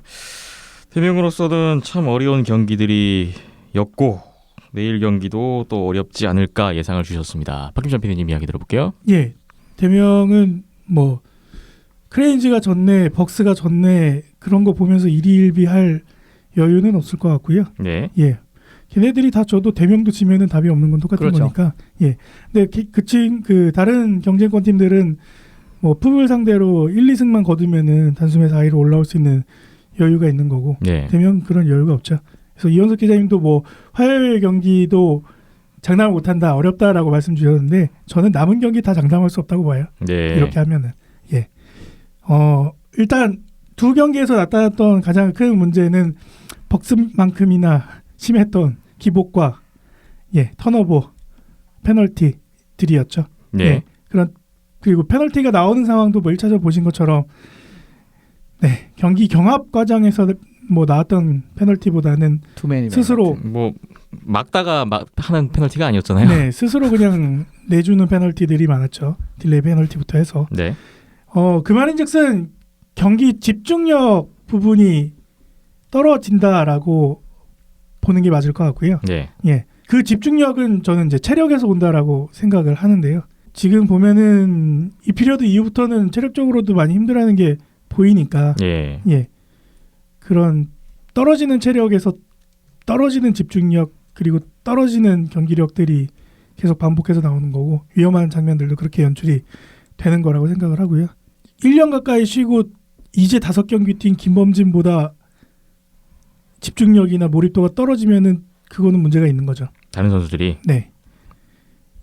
그리고 득점을 뽑아내는 4라인이나 3라인 선수들 뭐 어차피 이민우가 4라인에서 3라인 올라와서 그게 그거니까요. 이민우 선수만 골을 넣었으니까 두 경기에서. 뭐 이정민 선수가 정말 제대로 만들어주고 박상진 선수만 두 경기 도움 올렸으니까. 박상진이 이제 터치하면서 이렇게 한 거니 뭐 그거 4라인 하면 올라와서 한 건데 그 선수들보다 집중력이 떨어지면 안 되죠. 제가 봤을 때는 단순히 어려서 경험이 부족해서라기보다는 그냥 자기가 주인공이야라고 생각하고 있는 건 아닐까라는 생각도 해봤어요. 네.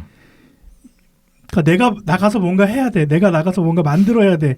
그런 부담감이 스스로를 옥죄고 있는 건 아닌가라는 거를 어제 이종민 선수가 부러진 스틱을 들고 플레이를 하는 걸 보고 생각이 들었거든요. 네. 그거 버려야 되는 거 다 알잖아요. 아시아리그 뛰고 있는 선수들뿐만 아니라 중고등학교, 초등학교 선수들도 부러진 거 바로 버려야 되는 거 아는데 그거에 대한 뭐 부담감, 조급함이 막 머리를 감싸고 있으니 그게 그런 생각까지도 안 드는 거죠. 플레이를 더 어떻게든 해보려고 하는 거니까. 그래서 그렇게 플레이를 더 잘해보고 싶어 하는 의지는 알겠으나 그게 뭐 경기 집중력이나 경기력으로 그대로 표출이 안 된다라는 게 지금 대명의 문제점인 거고 그거를 타파할 수 있는 거는 스스로들이 타파를 해야 될 것 같아요. 감독도 해결 안 되는 거고 이거는 감독이 뭐 이현수 기자 말씀 주신 것처럼 뭐 갖은 패를 꺼내서 보여준다 한들 그거는 경기장에 나선 선수들이 스스로 뭔가가 바뀌지 않으면은 이건 해결이 안 되는 거거든요. 그만큼 지금 조급해하고 있다는 거네요. 굉장히 조급해하고 있죠. 네. 어제 이제 7시 경기 하기 전에 앞서 이제 3시 반 경기를 틀어놓고 봤잖아요. 네. 네, 안양 경기랑 이제 저쪽에 프리블레이즈 경기랑 둘 다 틀어놓고 봤는데 지금 4위권들이 너무 조급해서 너무 부담감을 갖고 있는 게 너무 보여요. 예, 뭐 본인들은 아니라고도 하겠지만 보는 사람이 그렇게 보이는데 어떻게 합니까? 예, 그래서 그런 부분들을 조금 더 내려놓을 필요는 있지 않을까. 그래서 내가 나서서 뭔가 내가 주인공인처럼 뭐 내가 뭔가 해결을 봐야 돼, 내가 끝장을 봐야 돼, 내 슛이 막 50개씩 때리면 뭐 합니까? 슬라존으로 들어가서 때린 게 없는데. 그리고 50개씩 때리면 뭐합니까? 패스 플레이로 때린 것도 아니고 뭐 리바운드 스크린 플레이를 한 것도 아니고 그냥 이지하게 그냥 골리 앞에서 때린 게 단데 무슨 골이 나옵니까? 네. 예, 그런 단조로운 패턴이나 이런 것들도 좀 이야기를 통해서 서로 좀 팀으로서 원팀이 되는 모습이 나와야 승리가 따라오지 않을까라는 생각을 어제 경기를 보면서 많이 생각하게 됐네요. 네. 그렇다면 화요일 시리즈 마지막 경기에선 좀 희망이 있겠습니까? 없죠. 단호합니다. 예, 이렇게 하면 없습니다. 네. 예, 그거는 현실적으로 받은 게 맞을 것 같고요. 네. 이렇게 하면 남은 뭐 한라 사할린 경기도 마찬가지일 것 같아요. 예. 자, 강한 상대들을 만나고 있는 대명인데 가시밭길이 되고 있는 현재까지 상황이고 남아있는 경기에서 어떻게 헤쳐나갈지 좀 봐야 될 것 같습니다. 뭐 두 경기 거의 뭐 완패 수준으로 대명이 끝나고 말았는데 뭐 현 시점에서 지금 대명과 오지를 비교했을 때 대명이 비교 우위에 설 수 있는 게 아무것도 없어 보였어요. 저는 심지어 이한숙 기자 말씀 주신 골텐딩 부분에서도 드류 맥킨타이어 골리가 훨씬 더 우위를 점하고 있다는 느낌을 받았고 올 시즌 내내 잘해왔던 선수긴 하지만 뭐 현재 뭐 리그에서 가장 기세가 좋고 분위기가 좋은 팀이 오지 이글스가 아닌가라는 생각도 들었고 오지 이글스가 이렇게만 시즌 초반에 했으면 지금 사할린하고 한라랑 우승 경쟁을 하고 있었을 것 같은데 뭐 좀 그런 생각도 들었고요. 이렇게 발동 걸려서 네. 플레이오프 가면은 또 오지가 그래서 저도 잘할 만약에 것 같아요. 지금 이 시점에서 플레이오프 시작하면 오지 이글스에게 걸겠어요. 그러니까요. 예. 사할린과도 충분히 해볼 만한 지금의 현 상황이 아닌가. 그렇죠. 그러니까 지금 오지 이글스가 가장 올라와 있을 때 좋을 때 대명이 또 이때 때마침 만났다는 것도 대명으로서 좀 스케줄상 안타까운 부분이긴 한데 뭐 대명 스스로 또 부족했던 부분도 워낙 많았기 때문에 그래서 좀 경기가 어려워진 것 같습니다. 저도 뭐 솔직한 말씀으로 마지막 경기 한 경기가 오지전 남아있긴 하지만 패배할 확률이 더 높다고 지금 생각을 하고 있는 입장에서 저의 이미 이 기대감은 한라전과 사할린전으로 넘어가 있습니다. 물론 더 어려운 상대들일 수 있겠으나 그래도 상대성을 고려해 본다면 현 시점에서 대명에게 가장 어려운 팀은 오지 이글스가 아닌가. 그렇다면 오히려 차라리 사할린 한라전에서 승점을 따는 게 오지 이글스전에서 1승하는 것보다는 그래도 더 승산이 있지 않은가. 가능성은 그쪽이 더 많지 않겠는가. 물론 어렵지만. 예, 두 팀 다 1위 하려고 지금 작정하고 있는데. 예, 뭐 그렇긴 하지만 저는 상대성으로 봤을 때 오지가 더 힘들다라는 생각을 시리즈 들어가기 전부터 좀 하고 있었는데 너무 좀 힘들어 보이네요, 이번 시리즈는 사실. 예, 그래서 물론 포기하지는 않아야겠습니다만. 한라 감독이 마르티네스 감독도 경기 끝나자마자 바로 고향으로 예, 어제 그럼. 그 안양 경기 끝나고 바로 넘어오셨더라고요. 예, 끝나자마자 마르티네 바로 감독과 김창범 GM 두 분이 함께 넘어오셔서 그렇습니다. 또 다음 상대가 오지 이글스고 대명이잖아요. 대명 딱 예. 이제 상대끼리 붙으니까 네. 아주 좋은 표정이 굉장히 밝아서. 항상 표정이 밝으신 분. 네. 이기고 마르티네스. 오셨으니까. 네. 네. 수입하고 이기고도 오셔가지고. 결과도 일이 되고. 만들고 왔으니까. 결과도 좋았고 네. 그리고 뭐 어제 김창범 GM께서 그렇게 말씀하셨어요. 3일 천하 질려보겠다. 3일천하 일이. 주말에 또 사할린 경기가 있으니까. 네. 네. 자, 일단은 21일 화요일 저녁 7시 경기 고향 어울림들이 얼음마루에서 온더스포츠 생중계는 또 준비되고 있습니다. 네, 관심 시청을 부탁드리겠습니다. 자, 아시아리그 홈페이지 공식 발표가 하나 있었는데 대명 킬러웨일즈 안양할라의 2연전 2월 1일, 2월 2일 토요일 일요일 경기가 고향 어울림놀이 얼음마루에서 한다고 이제 공지가 나왔어요. 경기 시각은 오후 3시. 이틀 다 오후 3시니까 뭐 대명과 한라의 이 국내 두 팀의 경기는 가장 뭐 국내 팬들로서는 관심사 아니겠습니까? 경기 관람에 참고하시면 될 것 같습니다. 아시아리그 아이스하키 1월 19일 일요일 경기 종료 기준으로 현재 순위 한번 보겠습니다. 안양 한라가 승점 70점 1위, 2위 사할린이 승점 68점 2점 차인데 사할린이 한 경기 더 남겨놓고 있습니다. 3위 오지 이글스가 56점, 4위, 5위, 6위가 1점 차입니다. 4위 대명 38점, 5위 이스트코에도 크레이즈 37점, 6위 니코 아이스박스 36점. 경기 수에서는 대명과 아이스박스가 한 경기 더 남겨놓고 있네요. 7위 도크 프리블레이즈 6경기 남겨놓고 승점 13점, 최하위 7위입니다. 이제 진짜 정규리그가 얼마 안 남았습니다. 남은 경기들을 봤을 때 이 지난주하고 좀 생각이 바뀌셨습니까? 지금 현 시점에서 봤을 때 1, 2위 싸움, 4위 싸움 저 변함없이 어떻게 보십니까? 벅스가 가장 유리하다라고 생각을 하고요. 네. 네. 4위 싸움에서는 일단 네. 아이스박스. 우승 경쟁은 뭐 지금 한라가 있긴 하지만 그래도 사할린이 조금 더 한 반발자국은 더 앞서 나갈 수 있지 않을까라는 대전을 보니 그러네요. 그죠? 네. 이현수 기자님. 저도 생각은 바뀐 게 없습니다. 한라가 어쨌든 대명전은 생각보다 이제 그 좀 쉬다가 다시 하는 그런 대명전. 예를 들면은 지금 한라 대명은 3경기씩 몰아서 안 하잖아요. 그러니까 2경기씩을 하는데 그 텀이 있다가 갖는 첫 경기에서 대명이 생각보다 좋은 모습을 많이 보여줍니다. 그런 부분을 감안한다면은 한라가 대명을 상대로 좀 낙승이라는 느낌은 없거든요. 네. 그런 부분까지 감안을 했을 때 아무래도 사할린이 유리할 수밖에 없죠. 게다가 한라는 오지입니다. 다음 상대가. 근데 사할린은 벅스란 말이에요. 이런 네. 부분도 이제 저는 꽤 크게 작용을 할 것 같기 때문에 물론 이제 한라도 이제 아예 가능성이 없다는 건 아닌데 그래도 이제 두 팀 중에 하나를 꼽자면은 그래도 사할린이 더 유리하다라고 이제 요약을 드릴 수 있을 것 같고 네. 벅스도 저는 여전히 벅스가 유리하다고 4위 생각합니다. 싸움에서는 아이스박스. 예, 아무래도 이제 앞서 말씀드렸듯이 지난 2경기를 봤을 때 이글스전에서 지금 승점을 따를 수 있을지 앞설지 여부조차 지금 불투명한 상황인데 아이스박스는 사실 사할린전 딱 한 번 넘어가면 어쨌든 블레이즈라는 또 뭐 블레이즈전 어쨌든 이번에도 승점 3점 따지 않았어요?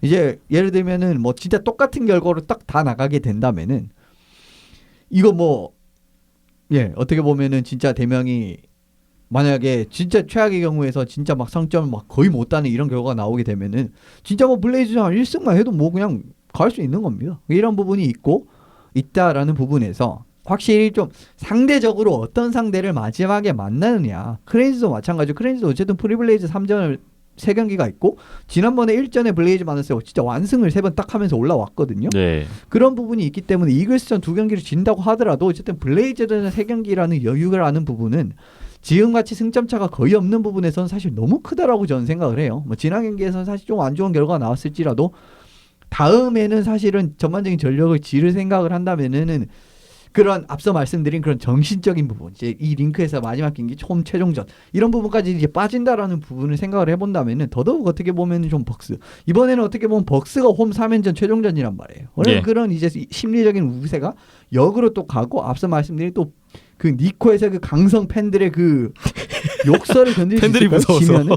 제가 생각해서 더 열심히 뛰어야 된다. 어렵다라고 생각을 하거든요. 그런 부분도 어느 정도 있는 거고 크레인즈도 또 상황이 좀 좋다라는 부분은 이글스가 생각보다 이거 당연히 이기겠거니 생각하는 경우를 좀 지는 경기가 있습니다. 일본 팀들 간의 맞대결은 또 몰라요. 그렇습니다. 그렇고 네. 또 크레인즈도 홈 5연전이란 말이에요. 네. 이런 부분도 어느 정도 이점을 차지할 수 있는 부분이 물론 대명은 홈 6연전 아니냐라고 생각을 하실 수 있습니다만은 대명은 이번 시즌 거의 홈 경기가 없다고 보는 게 맞습니다. 제가 생각했을 때는 대명은 올 시즌 홈 경기는 없거든요. 네. 그렇기 고향에서 때문에 경기는 치르지만 훈련은 목통에서 하고 있거든요. 그렇습니다. 네. 그렇기 때문에 상대도 상대고 이런 지금 전반적인 상황 자체가 너무 어려워요. 물론 이런 어려운 상황에서 이제 대명이 정말 좋은 결과를 이제 많이 창출한 것도 그런 기억도 있긴 합니다만은 진짜 올해는 사실 진짜 너무 어렵지 않나라고 생각을 합니다. 근데 뭐 이런 상황에서 또 뭐 만들어내면은 이제 뭐 그렇죠. 뭐 더 좋죠. 뭐 결과는 어떻게 될지 모르는 거니까. 그렇군요. 사할린이 저도 조금은 그래도 유리하다는 입장에는 동감을 하고 있습니다. 한라가 이글스전, 대명전 5경기 남았는데 4승 이상 해야 되거든요. 그래야 좀 뭔가 정규리그 우승 우위를 다시 점할 수 있는 여진이 있을 것 같아서. 근데 또 상대가 이제 오지글스 대명이라는 건 한라로서도 좀 부담스럽지 않을까, 그런 생각을 하고 있어서 사할린이 조금 더 그래도 또 아이스박스전 3경기가 있기 때문에 바로 유리한 입장이라는 생각은 공감을 하고요. 4위 싸움은 저만 또 생각이 다르군요. 저는 아이스박스가 그렇게 유리할까? 좀 그렇게 동감하지 않는데 일단 당장 사할린전 원정 경기 3경기에서 1승 이상을 할 수 있느냐. 여기서 3패로 끝나고 만약에 프리블레이즈전 3승을 한다 한들 글쎄요. 저는 4위 장담하기 어렵다. 지금 현재 이미 한 걸음이 뒤쳐져 있고 타이브레이크로 갔을 경우에는 지금 대명이 그래도 좀 유리하죠. 같이 동점이 되면 연장패가 적기 때문에. 그래서 저는 일정상으로는 그래도 세 팀 중에 크레인즈가 가장 좀 나아 보이지 않나라는 생각을 하고요. 홈 5경기에 프리블레이즈전 3경기가 껴있고요. 일정은 물론 대명이 가장 버겁죠. 예. 홈 경기라는 거 외에는 크게 홈 경기 같지 않은 홈 경기라는 거 외에는 큰 이점이 없을 것 같고 크레인즈가 한 3승 정도 저는 남 경기에서 기대할 수 있다고 보고요. 아이스벅스도 저는 한 3승 정도 봅니다. 그렇다면 대명도 3승은 해야 우위를 점할 수가 있는데 일단 오지글스전은 어렵다고 보는 상태에서 한라와 사할린 상대로 5경기에서 3승이라는 과제를 안고 가야 돼요. 네. 만약에 거기서 3승하면은 플레이오프 우승합니다. 그 기세로. 네, 충분히. 왜냐면은 어린 선수들이 많이 있는 팀이고 네. 평균 나이가 어리기 때문에 분위기 한번 타면은 와 걷잡을 수 없거든요. 그것도. 네. 예. 그래서 상승 곡선 한번 타면은 플레이오프 우승까지도 갈 수 있다고 생각합니다. 그렇죠. 예.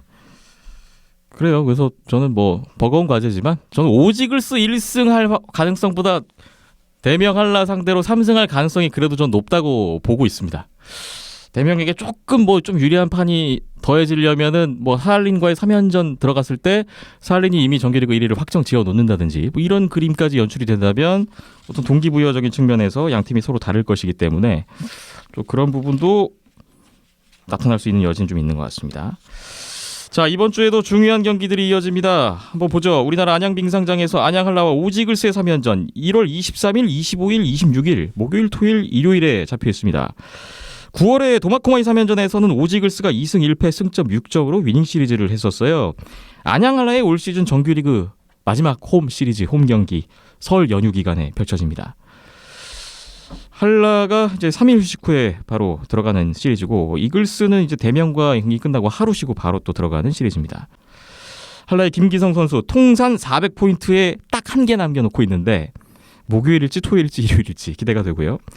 오지글스의 다카기 겐타 선수도 300경기 출장에 대명전 시즌 6차전 나왔을 경우에 2경기만 남겨놓고 있으니까 기록 달성이 예상되네요. 이거는 진짜 어떻게 보면은 딱 진짜 좋은 타이밍에 두 팀이 만나는 거고 어떻게 보면은 재밌는 게임이 나올 수밖에 없는 대진인데 날짜가 좀 솔직히 말씀드리면 많이 아쉽습니다.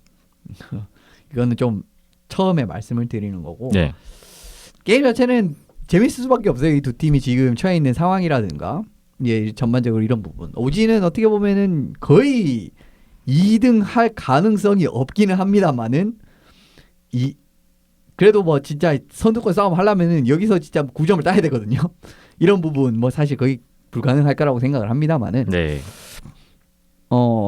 그래도 지금은 한라가 이제 조금 더 유리할 수 하다라고 생각을 하는 부분은 아무래도 좀 대명전을 미리 겪고 대명에서 어떤 식으로 하는지 좀 오지전을 일단 미리 볼 수 있다라는 점이 이게 사실은 좀 크다라고 생각을 합니다. 아무래도 한국 원정에서 어떻게 라인을 짠다라는 부분에서 파워플레이를 이렇게 끌어나가고 전반적 공격 전개는 이런 식으로 하구나. 물론 팀마다 조금씩 다르게 이제 가긴 합니다만 전반적인 이제 큰 틀이 비슷하다고 봤을 때는 그걸 확인한다라는 게 굉장히 이제 크다라고 생각을 합니다. 그렇기 때문에 이번엔 좀 홈에서의 이점 같은 부분도 있을 거고 부분은 좀 한라의 좀 위닝 시리즈를 예상을 하기는 합니다만 경기 자체는 굉장히 어떻게 보면 박빙 경기가 나올 진짜 가능성이 크다라고 생각을 해요. 어느 팀이 위닝이 나와도 이상하지 않지만 그래도 앞서 말씀드린 그런 대명전에서 일단 좀 오지가 좀 전력 어느 정도는 노출을 한다라는 부분 이런 부분이 좀 크게 작용하지 않을까 싶네요. 네. 예, 저도 진검승부가 예상이 된다라고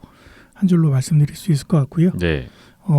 명절 때 해서 시간 내기가 어려우실 수도 있는데 쉬는 날 타이밍 좋으면은 마지막 홈 경기니까 많이 직관 가셔서 정말 학기 잘하는 두 팀이 만나는 거거든요. 그죠. 네. 그리고 한라 같은 경우에는 크레인즈 3연전 하면서 경기력도 다시 좀 올라오고 되찾았고 네. 오지도 한창 지금 좋을 때니까 정말 불꽃 튀는 경기들이 3경기가 예정돼 있으니까 직접 가셔서 눈으로 확인해 보셨으면 좋겠습니다. 네. 안양에서는 또 안양 한라가 지난번 로징 시리즈를 서력을 할지 주목이 되는데 첫 경기에서 만약에 결과로 오지글스가 거의 뭐 3위가 굳혀진다면 저는 2차전 그러니까 두 번째 세 번째 경기에서는 조금 다른 양상이 나올 수 있을 것 같아서 오지글스 입장에서는 지금 어쩌면 플레이오프 상대가 한라가 될 수도 있잖아요. 그것도 그에 대비하는 차원의 어떤 실험과 정보 수집 경험의 장으로 저는 활용할 수도 있지 않을까 오지글스가 만약에 3위가 굳어진 상태에서 두 번째 세 번째 경기를 맞이하게 된다면 뭐 그렇게 되면은 승점 따는 데 있어서는 한라에게 좀 더 수월할 수도 있지 않을까라는 생각을 잠시 해봅니다. 자 어쨌든 굉장히 주목되는 시리즈 순위가 걸려 있습니다. 다음 시리즈 일본 구시로에서 이스토쿠에도 크레인즈와 도쿠 프리블레이즈의 3연전 24일, 25일, 26일 금토 일요일에 있습니다. 하치노의 3연전이 12월 말에 있었는데 그때는 2승 1 슈다우승 크레인즈가 수입을 하긴 했는데 세 경기 다 쉽진 않았어요. 슈다우승 한 골차 두 골차 승부였습니다. 크레인즈도 최근 4연패 중이고요. 자, 크레인즈가 프리블레이즈 상대로 또 승점 몇 점을 딸 것인가 주목됩니다. 니시와키 마사이토 크레인즈의 니시와키 선수가 또 400포인트에 두 개를 남겨놓고 있는 시리즈입니다. 크레인즈의 8점 이상도 가능성은 충분히 있다라고 생각을 합니다. 이제 네. 여러모로 이제 좀 많이 상황 승점 급한 쪽이 이제 크레인즈인데 한라에서의 결과가 사실 너무 안 좋았거든요. 안양에서의 결과가 그런 부분 좀 만회하고자 하는 부분 그리고 앞선 그 원정 하치노의 원정에서 아주 좋은 모습을 보여줬다라는 부분은 홈에서 또 좀 기대 볼 만한 이제 여지가 있다라고 생각을 하고요. 네. 혹시 아우진시 선수가 부상이 아니라고 한다면은 아무래도 사실은 뭐 크레인즈 쪽으로 유리하다라고밖에 말씀을 드릴 수가 없습니다. 크레인즈가 사실 뭐 골을 만드는데 2% 부족한 모습을 대명전에서 사실 조금은 보여줬었고, 그러니까 한라전에서 너무 두드러지긴 했는데 사실 블레이즈전에서는 나타날 것 같은 느낌이 잘 안 들거든요. 그런 부분을 생각을 해본다면은 확실히 좀 크레인즈 쪽으로 유리하다라고 말씀을 드릴 수 있을 것 같고. 진짜 어떻게 보면 이번 블레이즈전에서 진짜 승점을 많이 따면은 크레인즈가 상황이 확 좋아질 수가 있기 때문에 그런 부분도 어느 정도 영향이 있지 않을까 싶네요. 네. 네, 이현석 기님 말씀처럼 대명행 이바노프가 한라인 메탈튼이 있었으니까 크레인즈 득점이 안 터졌던 거라고 생각을 하고요. 푸브레는 없으니까요. 일단 취약 포지션이니까 골리가. 그래서 그런 부분에서는 뭐 충분히 크레인즈가 유리하고 4위 경쟁권 팀들 중에서는 그나마 가장 기복이 덜한 팀이기도 하고 또 공격과 수비, 골리텐딩까지의 밸런스들이 세 팀 중에서 가장 안정적이기 때문에 그런 부분에서는 충분히 승점을 확보할 수 있을 크레인즈라는 생각이 드네요. 만약에 야니스 아우진시 골리가 안 나오게 되면 안 나와도 크레인즈가 유리하다고 봅니다. 예, 제가 생각해서 안 나와도 거의 한 6대4 정도는 크레인즈가 유리하다고. 그만큼 또 수비진에서의 또 안정감이 있어서 많이 먹히면은 그러니까 예를 들면 어느 정도 크레인즈는 복구를 할 수 있는 반면에 블레이즈는 사실 진짜 많이 먹히면 사실 거의 복구가 안 된다고 보시면 돼요. 네. 국내 팬들, 대병 팬분들은 프리블레이즈가 또 크레인즈의 발목도 한번 잡아주기를 기대를 하실 것 같습니다.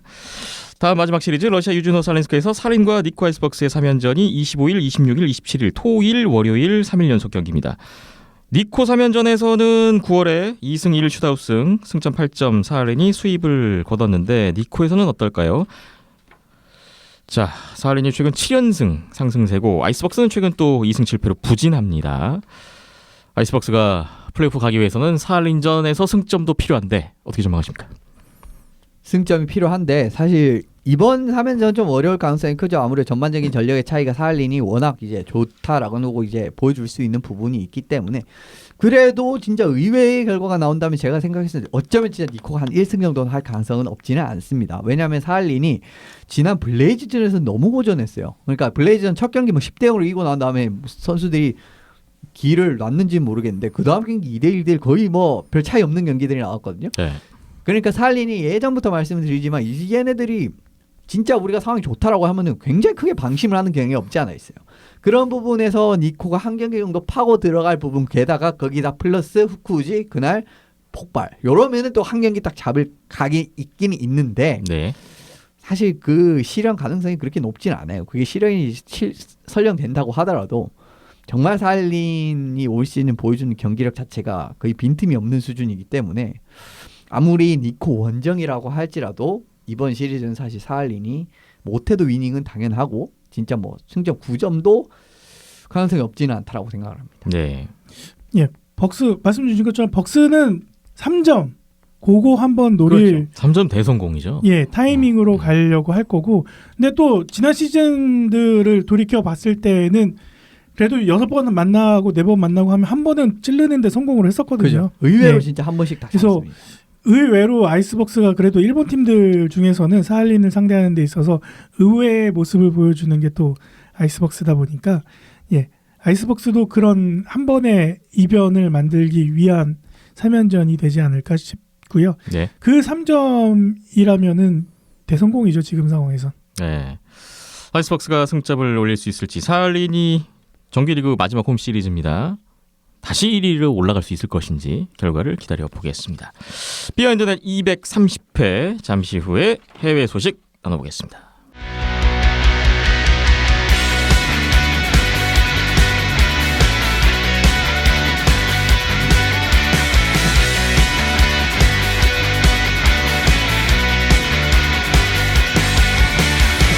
이번에는 해외 소식입니다. KHL 먼저 보겠습니다. KHL은 지난 주말에 올스타전이 있었고 브레이크 기간이었습니다. 결국은 보브로프 디비전이 우승을 차지했는데 예. 근데 사실 쿠다쇼프 감독의 보브로프 디비전. 쓸데없는 데서 이득을 많이 보네요. 어쨌든 그건 그렇고요. 네. 확실히 KHL 올스타전은 볼거리는 진짜 많습니다. 이 사람들이 참 사람들 즐겁게 하는 데는 정말 도가 텄다라고 할 정도로 재밌는 게 많았거든요. 네. 놀 줄 아는 것 같아요, 이 사람들. 예. 뭐 예전 뭐 말씀드리면은 그 스킬 컴퍼티션에서 스틱에 불 붙여가지고 슛 시도하고 뭐 이런 것도 다 KHL에서 나왔었던 거고. 네. 그리고 이번에는 뭐 스킬 컴퍼티션 같은 부분에서 이번에 아무르 아바롭스크에서 토마스 조호르나 선수가 부상을 당했기 때문에 제가 알기로 히네크 선수가 이제 대신 출전을 했습니다. 조호르나 선수 대신에 히네크 조호르나 선수가 대신 출전을 했는데 토마스 조호르나 선수 입간판을 이렇게 하나 가져와가지고 이제 그 선수가 이제 골을 넣는 것처럼 이제 이런 식으로 막 재밌게 하는 부분도 있고 네. 일리아 소로킨 선수는 그 난병 진짜 좀 병을 앓고 있는 어린 그 소아과 친구들을 이제 자신들의 자기 이제 블로커나 패드 이런 거를 도화지처럼 해가지고 거기 이제 그림을 그리게 해가지고 그거를 이제 경기에 이제 그대로 입고 출전을 하는 것도 있었고요. 야쿠 코바르시 선수가 페이스오프를 하다가 페이스오프 져서 실점하는 장면. 그리고 그 다음에 그 슛아웃에서 또 가위바위보로 멈춘 다음에 그 슛아웃 컴피티션에서 가위바위보로 멈춘 다음에 가위바위보에서 이기니까 득점을 하는 부분. 그리고 유하 메트솔라 선수가 그 골인데 리누스 오마르크 선수랑 옷을 갈아입었고 오마르크 선수가 골리를 하고 이 경기 중에 네. 골리를 하고 이제 그 메트솔라 선수가 이제 스틱으로 득점을 하는 뭐 이렇게 진짜 볼거리가 닿지 않 좀 재밌구나 이런 거. 그리고 1대1 상황이 되면은 고의적으로 이제 막 페널티를 보면 슛아웃 그 페널티 샷을 일부러 막 만들어 준다라든가 그리고 코인 토스를 하는 이제 하기로 했었는데 이제 하는 느낌으로 갔는데 지폐를 던지는 또 이런 퍼포먼스. 근데 지폐가 이렇게 세로로 이렇게 섰었어요. 어쨌든 뭐 그런 재밌는 게 참 많이 나왔습니다. 그러니까 NHL에서도 참고할 만한 그런 참고를 네. 제가 생각해 진짜 많이 해야 된다라고 재밌는 생각하고요. 거리들이 요즘 트렌드가 많아요. 짤방 만드는 게 네. 트렌드잖아요. 짧게 해서 뭐 SNS에서 쉽게 볼 수 있게 네. 그런 거리들을 굉장히 많이 만들어낸 올스타전이었죠. 이게 올스타전이 진짜 KHL은 물론 뭐 제가 좀 친러시아 계열이긴 합니다만은 그런 걸 제외하고 봐도 좀 확실히 볼거리 자체는 NHL보다 더 많아요. 솔직히 말씀을 드리면 이런 부분에서 좀 뭐 재미있었다. 뭐 의미는 없는 당연히 게임이지만 그걸 좀 뭐 온 사람들이 좀 즐겁게 보는 데는 확실히 좀 의미가 있는 그런 경기라고 생각을 하고요. 예. 이번 주는 그 올스타전 때문에 경기가 없었기 때문에 일단 프리뷰만 그렇습니다. 예고만 하겠습니다. 드리겠습니다. 재개되는 KHL 어떤 일정들이 있습니까? 21일부터 거의 진짜 뭐 빅매치가 폭발하는 일정인데 21일 토르페도 대 로코모티프 그리고 디나모 모스크바 대 아크바르스 카잔 체스카 모스크바 대 스카 그리고 요케리트 바리스 같은 날 그냥 다 해버립니다. 네. 이건 뭐 그냥 슈퍼 빅매치들이 많고 요케리트 바리스 지금 동서부에서 제일 잘 나간 팀들 그리고 체스카 스카의 전통의 그 군대 더비 디나모 모스크바 동부에서 뜨거운 팀인데 아크바르스 만나거든요. 이런 부분이 있고요. 1월 23일에는 디나모 모스크바와 비티아지 모스크바의 경기가 있습니다. 이런 예. 부분에 경기가 있고 그리고 스카가 바리스를 만나네요. 그러니까 바리스가 지금 서부 원정을 왔는데 요케리트 스카 이런 식으로 만나는 좀 어려운 일정이 대기를 하고 있습니다. 네. 1월 25일에는 살라바트와 바리스의 경기, 그리고 압토몰리스트와 아크바르스의 경기. 압토몰리스트, 아크바르스는 지금 최근에 굉장히 분위기가 극명하게 뒷바뀌는 팀들인데 그렇기 때문에 더 재밌을 거라고 생각을 하고요. 1월 26일은 아방가르트와 메탈루르크의 경기가 있고 1월 27일은 압토몰리스트와 바리스. 바리스가 지금 일정이 정말 어렵습니다. 강팀들을 연이어 만나네요. 그렇습니다. 근데 진짜 이번 주 다음 주 잘 버티면은 이거는 제가 생각했을 때 아크바르스라든가 아방가르트 충분히 위협할 수 있을 자리로까지 올라갈 수가 있는 상황이에요. 네. 그리고 1월 28일에는 디나모 모스크바와 토르페도의 경기가 있습니다. 항상 이 두 팀은 토르페도가 지금 순위는 낮은데 디나모 모스크바가 이상하게 토르페도만 만나면 굉장히 고전하는 경향이 없지 않아 있어요. 네. 이건 그 경향이 그대로 또 나올 수 있을 것인지 궁금하고요. 1월 30일 스카 대 아방가르트입니다. 뭐 이 경기 진짜 뭐 가가린컵 결승 나올 수 있거든요. 뭐 가능성은 낮다라고 생각을 합니다만은 어쨌든 예 지금 전반적으로 굉장히 좀 재밌는 경기들이 많이 포진이 돼 있어서 이제 올스타전 끝나고 진짜 최후반기에 들어가는 또 예 볼거리가 많은 KHL이 될 것 같네요. 네, 현재 2점 차 서부 6위 로코모티프와 8위 토르페도의 대결 궁금해지고 체스카 스카전에서 과연 체스카가 서부 1위 굳히기에 들어갈 것인지 네, 그리고 저 압토모빌리스트와 마리스 지금 동부 3, 4위 대결도 좀 눈길을 끄네요. 한번 결과를 지켜보겠습니다. 비하인드 잠시 후에는 NHL 하덴낫으로 넘어가 보겠습니다.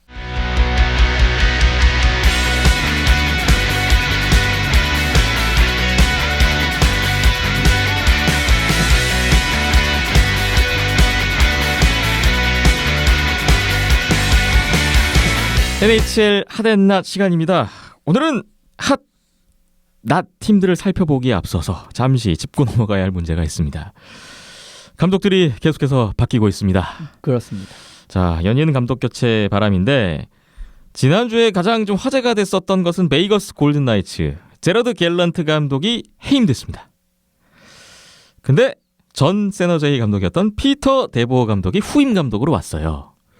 자, 요 얘기부터 한번 출발해 볼까요? 참 올해는 진짜 유독 좀 감독 교체가 많다. 왜 이렇게 많은가 싶을 정도로 많아요. 지금 올 시즌마다 7명이 지금 바뀌었죠 벌써. 네. 물론 뭐 이제 2명 같은 경우에는 조금 이제 자신들의 행동과 관련이 된 캘거리 빌 피터스 감독이라든가 이제 알코올 관련 이유가 됐었던 짐 몽고메리 감독. 요 2명을 제외하고는 나머지 5명의 감독은 모두 이제 성적 부진으로 해고가 됐습니다. 예. 뱁콕, 하인즈, 라비올렛, 데보어, 갤런트 이렇게 5명이죠. 음. 근데 이런 사실 과감한 인사를 할 수 있는 부분은 최근 은근히 이제 새롭게 지휘봉을 물려받은 감독들이 성과가 좋아요. 네. 베루비 감독 작년에 우승했죠. 세인트루이스. 설리번 감독도 2연패할 때 지휘봉 물려받았는데 2연패했어요. 그 뒤로. 네. 그리고 갤런트 감독도 사실 이 중에 하나죠. 어떻게 보면은 그 확장팀을 맡았는데 굉장히 성공적으로 신생팀을 바로 그냥 파이널까지 올리는 이런 실적이 참 좋았던 이제 새롭게 이제 감독 교체 이후에 분위기 반전에 성공한 팀이 많다라는 점 하나. 그리고 최근에 굉장히 훌륭한 실적을 올렸던 감독들이 지금 팀을 못 찾았기 때문에 해임을 한다고 하더라도 바로 이제 감독을 빠르게 찾을 수 있다. 좋은 감독들이 시장에 많이 나와 있다. 그렇죠. 네. 당장 이제 뭐 하인즈 감독도 어쨌든 플레이오프 한번 굉장히 젊은 로스터를 데리고 이끌었던 감독이고 바로 내슈빌 감독 부임했고요. 라비올렛 감독도 스탠리컵 우승 그리고 스탠리컵 결승도 2번이나 그러니까 스탠리컵 3번이나 가본 감독이고 데보어 감독도 마찬가지로 이제 우승은 아니고 이제 결승전도 가본 감독이고 네. 갤런트 감독도 마찬가지입니다. 그렇기 때문에 좀 이제 해임을 하더라도 대체 감독을 찾기가 굉장히 수월하다. 이런 점도 영향을 미쳤다라고 저는 생각을 합니다. 네.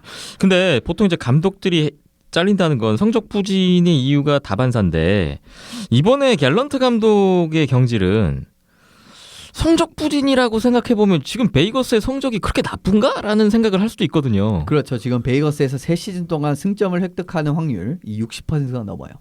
그 말은 3경기 하면 2경기에서는 승점을 딴다란 말이거든요. 네. 그런 정도로 굉장히 이제 유능한 감독이라고 할 수 있는 갤런트 감독인데 아무래도 올 시즌 같은 경우에는 앞서 말씀드린 그런 갤런트 감독을 해임을 한다고 하더라도 좋은 감독이 많다라는 부분 하나.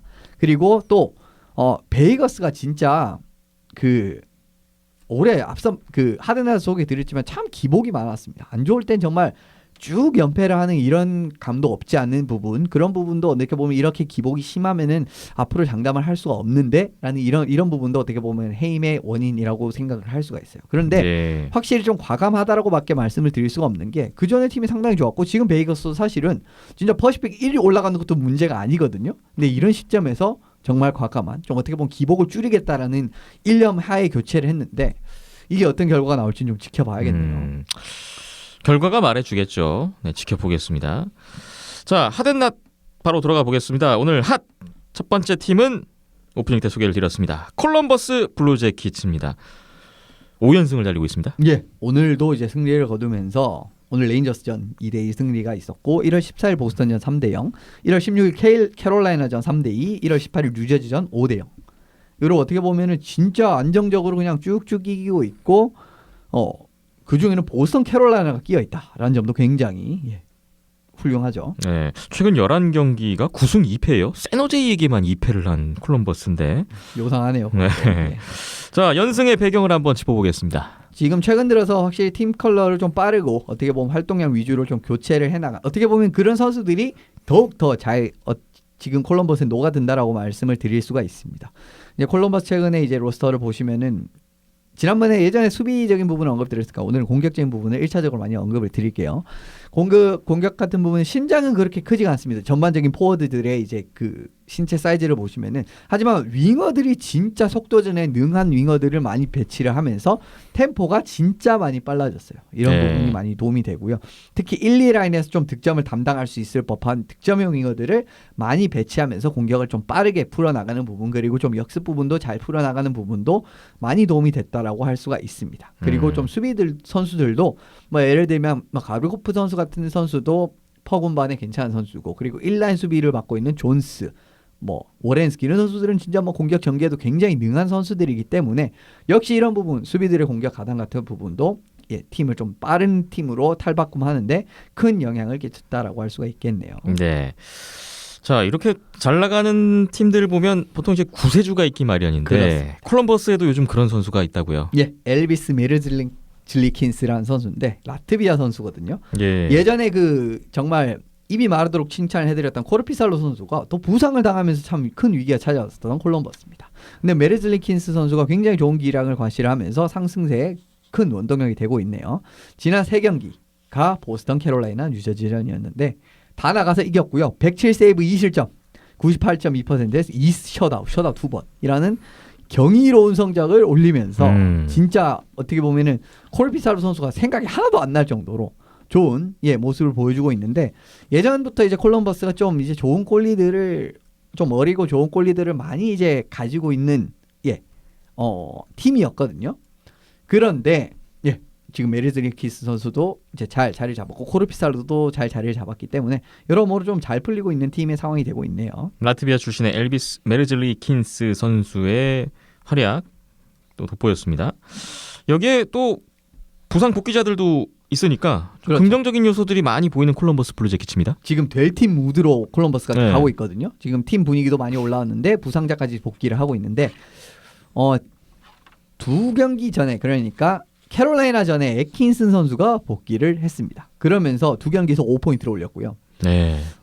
오늘은 베르크스트란드 선수도 복귀를 했는데 오늘 팀 2골을 모두 베르크스트란드 선수가 넣으면서 또 부상 복귀자가 어떻게 보면 팀 승리에 굉장히 큰 영향을 미치는 모습을 보여주고 있습니다. 지금 네. 어떻게 보면 좀 주축 선수들 부상 당한 선수, 빠진 선수가 택시의 선수, 그리고 앤더슨, 머리 이렇게 3명 정도인데 진짜 이 3명까지 다 복귀를 하면은 이 플레이오프 나가는 거 아닌가 라는 생각이 들 정도로 지금 콜럼버스 분위기는 정말 좋네요. 네.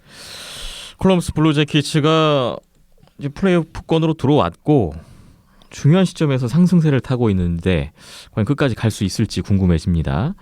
핫! 이제 두 번째 팀으로 넘어가 보겠습니다. 어느 팀이죠? 워싱턴 캐피털스입니다. 워싱턴 캐피털스가 뭐 여전히 메트로폴리탄 1위, 동부 1위, 리그 1위로 다시 올라섰습니다. 그렇습니다. 예, 최근 또 3연승이죠? 캐롤라이나전 2대0 승리, 1월 13일, 1월 16일 뉴저지전 5대2 승리, 1월 18일 아일랜더스전 6대4 승리를 하면서 또 3연승 깔끔하게 또 분위기를 회복을 했네요. 최근 흐름 보니까 2패 후 3연승, 또 2패 후 3연승의 반복인데 회복력도 좋고 그렇죠. 예. 크게 뭐 약점이 없는 것 같아요. 예, 정말 뭐 경기력에 진짜 약점이 없습니다. 이번 주에 또 제대로 볼 수 있었던 건 뭐냐면은 상대방의 강점을 힘으로 그냥 꺾어버리는 경기력이 나왔다는 거거든요. 네. 캐롤라이나 같은 경우에는 정말 대표적인 팀이 슈팅수를 많이 이제 굉장히 과감하게 이제 하면서, 왜냐하면 이 팀 같은 경우에는 포인트샷을 잘 치는 선수가 많기 때문에 슈팅수에서 앞서갈 수 있는 운영을 정말 잘할 수 있는 팀인데, 슈팅수에서 앞서면서 공세적인 운영을 펴는 캐롤라이나 상대로 23개로 슈팅수로 그냥 틀어 막아버리고, 그리고 NHL 최고 방패라고 해도 과언이 아닌 수비적인 컬러를 가진 아일랜더스를 상대로 3피리어드면 5점을 넣으면서 승리를 거둔 부분. 뭐 예. 이제는 따로 언급 안 드리겠습니다. 그런 부분에서 상대방의 강점을 그냥 힘으로 찍어 누르면서 승리를 했다라는 부분은 좀 의미가 있죠. 네. 워싱턴 캐피털스의 최근 3연승 기간 동안에 가장 돋보였던 선수는 누가 있었을까요? 주장님 알렉산드르 오베치킨 님, 선수죠. 주장님 알렉산드르 오베치킨. 예, 이번 3경기 연속으로 골을 기여를 했습니다. 네. 골을 기여를 하면서 굉장히 큰 승리에 기여를 했네요. 캐롤라이나전 2골 다 넣었고요. 뉴저지 아일랜드스전에서는 백투백 해트트릭을 기록을 하면서 올스타전 들어가기 직전에 어떻게 이제 좀 쉬는 시기 직전에 경기력이 엄청 올라갔습니다. 네. 이런 부분. 그리고 올해에도 30골 깼죠. 34골을 현재까지 기록을 하고 있는데 15시즌 연속 30골. 15년 연속 시즌 30골. 그렇습니다. 야. 뭐 이 중에는 한번 단축 시즌도 있었는데 그 단축 시즌마저 30골 넘었었습니다. 뭐 기복도 없고 부상도 없고. 그렇습니다. 뭐 그냥 뭐 철인이죠, 철인. 네. 그리고 현재까지 692골을 넣고 있거든요. 그러면서 NHL 통산 9위입니다. 700골 임박했습니다. 예, 아이저만 선수와 이제 동률이에요. 네. 692골이 스티브 아이저만 선수 이제 공동 9위고요. 올해만 하더라도 릭 로비타일 668, 그다음 테무 셀렌네 684, 마리오 르미에 690. 이런 선수를 골 기록 다 넘어섰습니다. 근데 네. 이 세 선수 진짜 NHL 진짜 레전드들이거든요. 근데 이런 선수들을 벌써 또 넘어서는데 성공을 했다라는 부분. 지금 뭐 언론에서는 진짜 이 그레츠키 기록 깨는 거 아니야? 이런 이야기가 심심찮게 나오고 있고 네. 가능성 충분히 있다라고 보는 전문가들이 굉장히 많은 상황입니다. 네. 이런 부분이 있고요. 오베치킨 선수가 85년생인데 만 34살이죠. 예. 30대 중반인데도 뭐 페이스가 별로 떨어지지가 않아요. 그게 사실 더 놀라운 네. 점이에요. 오베치킨 선수의 커리어를 이제 절반으로 따개면 전반기, 후반기 경기당 평균골이 0.6으로 수렴하는 게 똑같습니다.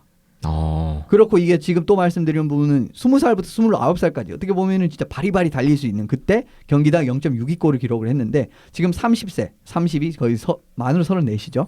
그런데 지금 4시즌 반 동안 0.58골이에요, 평균. 20대 때 기록과 30대 때 기록이 차이가 없어요. 별로 차이가 없습니다. 네. 그런 부분이 정말 이 오베치킨 선수가 진짜 대단하다라는 점. 그리고 저는 개인적으로 어시스트 기록보다는 골 기록을 조금 더 쳐줄 수밖에 없습니다. 왜냐하면 하키 어시스트는 조금 모호한 부분이 많거든요. 아무래도 세컨더리 어시스트라는 부분이 있기 때문에. 네. 올은 이거는 진짜 뭐 의심이 여지 없는 완벽한 결과이기 때문에 그런 부분을 감안한다면 어떻게 보면 더더욱 이제 오베치킨 선수의 기록이 대단하다고 생각할 수가 없고요. 변수는 그거죠. 올림픽. 네. NHL에서 올림픽 선수가 이번에 차출이 안 돼서 홀연 은퇴를 선언하고 KHL 복귀해서 올림픽 오리 요런 그림이 나오지 않는 이상은 네, 뭐 설마 그러겠어요? 지난번에도 뭐 그렇게 혼자 주장을 하더니 결국은 아니요. 뭐, 그 전망을 조금 다르게 드릴 네. 수밖에 없는 부분은 네. 오베치킨 선수가 이제 곧 계약이 마무리가 됩니다. 네. 그렇기 때문에 이 다음 계약을 그러니까 KHL이랑 해버린 거죠. 그런데 그동안은 뭐 9년 굉장히 장기 계약이 있었어요. 그 네. 상세가 잘 기억이 안 나는데 엄청 장기 계약이었습니다. 그 중에 나갈 수 없는 건데 이제는 계약이 없는 자유신분에서는 어떻게 보면 그럴 가능성 충분히 있다라는 거죠. 그런 부분. 하지만 지금 백스트램 선수가 얼마 전에 2025 시즌까지 재계약을 팀에 맺었거든요. 예. 그렇기 때문에 이 영혼의 파트너가 남았기 때문에 뭐 오베치킨도 남는 거 아닌가 이런 생각을 이제 하시는 부분도 있기 때문에 좀 지켜봐야 될 것 같습니다. 계약이 또 달려 있군요. 그 부분은 좀 봐야 될 것 같습니다. 오베치킨 선수의 활약과 함께 워싱턴 캐피털스 오늘 하세 들어왔습니다. 이제 낮 두 팀 보겠습니다. 낮 첫 번째 어느 팀인가요? 예, 애리조나 카이오츠입니다. 애리조나 카이오츠. 일단 연패 중이고 최근 6경기 1승밖에 거두고 있지 못합니다. 예, 전반적으로 참 경기력이 많이 안 좋아졌다라고 생각을 하고요. 탄탄한 수비진에서 나오는 좀 강점이 나오지 않았다라고 할 수 있을 것 같네요. 수비진 기량 자체는 저는 생각이 좋다라고 봐요. 근데 1-3라인에 좀 공격 수비형의 역할 분배를 확실하게 하는 에크마라르손, 데머 1라인, 야엘마르손, 류브시킨 이렇게 어떻게 보면 1-3라인 어떻게 가고 좀 두루두루 기여할 수 있는 공수 양면적으로 기여를 할 수 있는 2라인 수비 뭐 치크런, 골리고스키 뭐 이런 선수들이 이 라인에 구축을 하고 있는데 좀 퍽을 운반하는 과정에서 좀 퍽 운반에 특화되지 않은 선수들이 이제 이 역할을 맡았어요. 예를 들면 뭐 데머 선수라든가 뭐 어떻게 보면 좀 골리고스키 선수도 최근에는 좀 실수가 좀 많아지는 그런데 이 라인은 뭐 문제가 없고 3라인에 뭐 어떻게 보면 뭐 류비스킨 선수라든지 이런 선수들이 좀 퍽 운반에 특화되지 않은 선수들이 운반을 할 때 상대방의 압박이 굉장히 고전하는 모습이 나오고 여기서 실제 많이 겹치고 있다라는 부분이거든요. 그렇기 예. 때문에 좀 수비진에서 좀 퍽을 운반하는 부분에서 좀 1차적으로 해결을 해야 된다라고 생각을 합니다. 수비진 어떤 자신들이 갖고 있는 강점이었는데 그 부분이 최근 좀 아쉬운 대목이고요. 그 외에 또 뭐가 문제일까요? 안티 란타 선수가 보존하는 게 저는 생각보다 좀 문제라고 생각을 합니다. 레인저스에서 어떻게 보면 토니 디앤젤로 선수를 내주면서 받았던 란타 선수고 란타 선수가 첫 시즌에서는 진짜 주전꼬리로 안타 간다 이런 느낌이었는데 최근 2시간 동안 진짜 큰 부상이 많이 겹치면서 기대치를 충족하지 못하고 있네요. 네. 지난 시즌 12경기밖에 못 출장했고요. 올 시즌 평균 실점 2.94에 세이브 성공률 91.2%. 이 정말 좋은 성적이 아닙니다. 왜냐하면은 애리조나 팀 컬러가 굉장히 수비적이라서 골리가 좋은 성적을 내기가 쉬운 팀이거든요. 그럼에도 불구하고 이 성적은 굉장히 실망스러운 성적이라고 할 수가 있고요. 지금 다시 캠퍼 선수가 부상으로 이탈했습니다.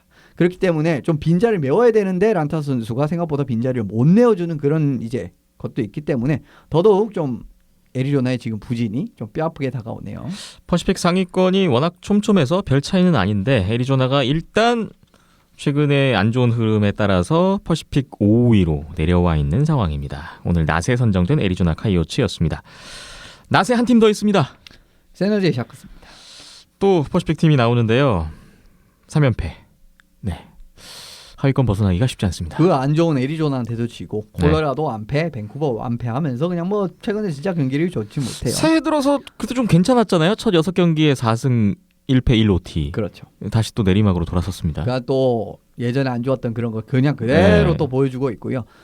어떻게 보면 이 팀도 수비력인 부분에서 굉장히 강점이 있어야 되는 팀이에요. 좀 애리조나와 마찬가지로 좀 수비가 강점인 팀인데 색깔은 다릅니다. 완전히 다릅니다. 왜냐하면 네. 이 팀은 슈퍼스타 수비수 3명을 좀 유동적인 조합을 가져가면서 그 슈퍼스타 수비라면은 블라식, 칼손, 번 요 3명이죠. 그러면서 뭐 이 선수들을 좀 유동적으로 같이 이제 묶었다가 풀었다가 이런 식으로 좀 조합을 유동적으로 가져가는 부분에서 강점이 있는데 최근에는 3경기에서 평균 39개의 슈팅을 소용을 하면서 슈팅 저지력에서 완전 낙제점이 돼버렸어요. 네. 이 정도로 어떻게 보면은 이 수비지를 잘 살리지 못하는 이런 부분이 있고요.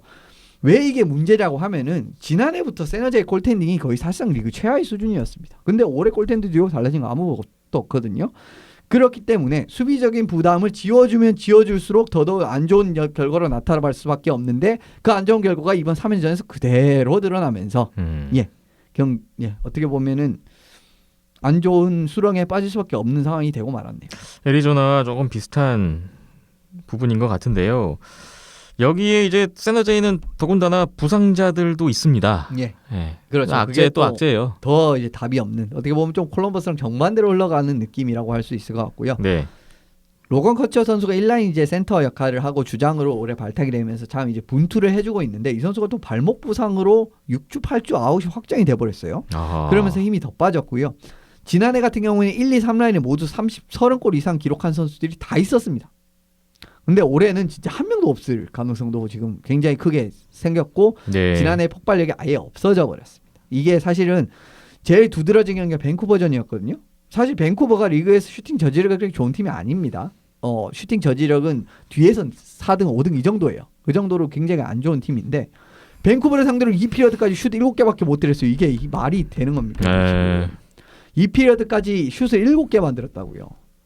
이게 참 진짜 이 정도로 진짜 세너제이가 1년 만에 깝깝해질 정도로 생각을 못했는데 이런 경기력까지 공격까지도 풀리지 않는 뭐 여러모로 답답한 경기력이 나오면서 정말 올해는 생각보다 지금 너무 힘든 시즌을 보내고 있네요. 네. 세너제이 샤크스까지 오늘 하덴낫 이렇게 총 4팀을 살펴봤습니다. NHL도 이제 이번 주말에 올스타전이 있죠. 예, 주말에 올스타전이 있는데 뭐 KHL이랑 뭐 직접적인 비교를 하셔도 좋고 얼마나 또 재밌는 볼거리. 어쨌든 뭐 NHL도 볼거리가 없다는 건 아니고 근데 KHL 솔직히 말씀드리면 볼거리가 재밌는 볼거리가 더 많기는 합니다. 뭔가 좀 NHL 은 쇼적인 측면. 쇼적인 예, 측면. 예, 창의적이에요. 그러니까 NHL 올해 얼마나 창의적인지 볼 수 있는 부분. 그리고 올해 NHL이 정말 좀 고사하는 선수가 굉장히 많았습니다. 예, 이런 부분. 또 올해는 진짜 뭐 선발이 아예 안 된 팀도 있어요. 그 정도로 네. 이제 팀들의 선수들 고사를 하면서 이런 부분이 있기 때문에 좀 뭐 어쨌든 더 재미없을 것 같은데. 갤런트 그런 감독은 부분이 어떻게 있어요. 되는 거예요? 그대로 퍼시픽 디비전의 감독으로 해임 됐는데 그렇습니다. 그것도 좀 볼만하겠는데요. 예, 이미 뭐 결정된 상황이니까 나오는 네. 거 같고요. 그리고 1월 28일 경기부터 짚어드리면 템파베이와 댈러스의 경기, 그리고 세인트루이스와 밴쿠버의 경기가 있습니다. 세인트루이스 밴쿠버 이거 졸지에 디비전 1등 싸움이 됐거든요. 디비전 1등끼리의 대결이 됐거든요. 물론 이 시점에서 밴쿠버가 1등을 하고 있을지는 모르겠습니다만 어쨌든 지금 시점에서 봤을 때는 좀 1위 싸움이 됐고요. 그러니까 1위 디비전 1위 간의 싸움이 됐고요. 29일은 세인트루이스와 캘거리의 경기가 있습니다. 네. 세인트루이스가 좀 퍼시픽 강호들을 맞이하는 그림이 됐고 1월 30일은 토론토와 댈러스의 경기가 있고요. 캘거리와 에드먼턴의 경기가 있습니다. 캘거리 에드먼턴 이게 최근에 굉장히 이슈가 되고 있는데 매슈 카척 선수가 정말 최근에 여러모로 이야기 입방아에 오르내리면서 뭐 잭 캐시언 선수를 막 신결 긁는다든지 뭐 그거에 뭐 빌보드에 사인을 낸다 뭐 지금 굉장히 이것 때문에 시끄럽거든요. 그러면서 캘거리 에드먼턴 최근에 엘버타 라이벌리가 좀 조용했었는데 불이 확 붙어버렸어요. 네. 그렇기 때문에 이번 1월 30일 캘거리 에드먼턴전은 참 볼거리가 많은 이건 또 상위권 순위 싸움도 걸려 있으니까. 그렇습니다. 예. 성적까지 걸려 있으니까 더할 나위 없는 거죠. 볼만한 경기들이 또 예정돼 있는 NHL의 이번 한 주가 될 것 같습니다. 비하인드넷 230회 오늘은 여기까지 하겠습니다. 저희 다음 회는 이제 1월 말에 한번 예정을 하고 있는데 박김재 PD님 강릉 가시잖아요. 강릉 갔다가 돌아와서 설 연휴 지나서 저희는 한번 다음 회차를 준비하겠습니다. 설 연휴 즐겁고 편안하게 보내셨으면 좋겠고요. 하키 보실 분들은 안양에 가셔서 직관을 한번 하시는 것도 좋을 것 같습니다. 자, 즐거운 설 연휴 보내시고 저희는 다음 주에 다시 뵙겠습니다. 지금까지 박김찬 PD, 이현숙 기자, 저는 김태범이었습니다. 함께해 주신 여러분 고맙습니다.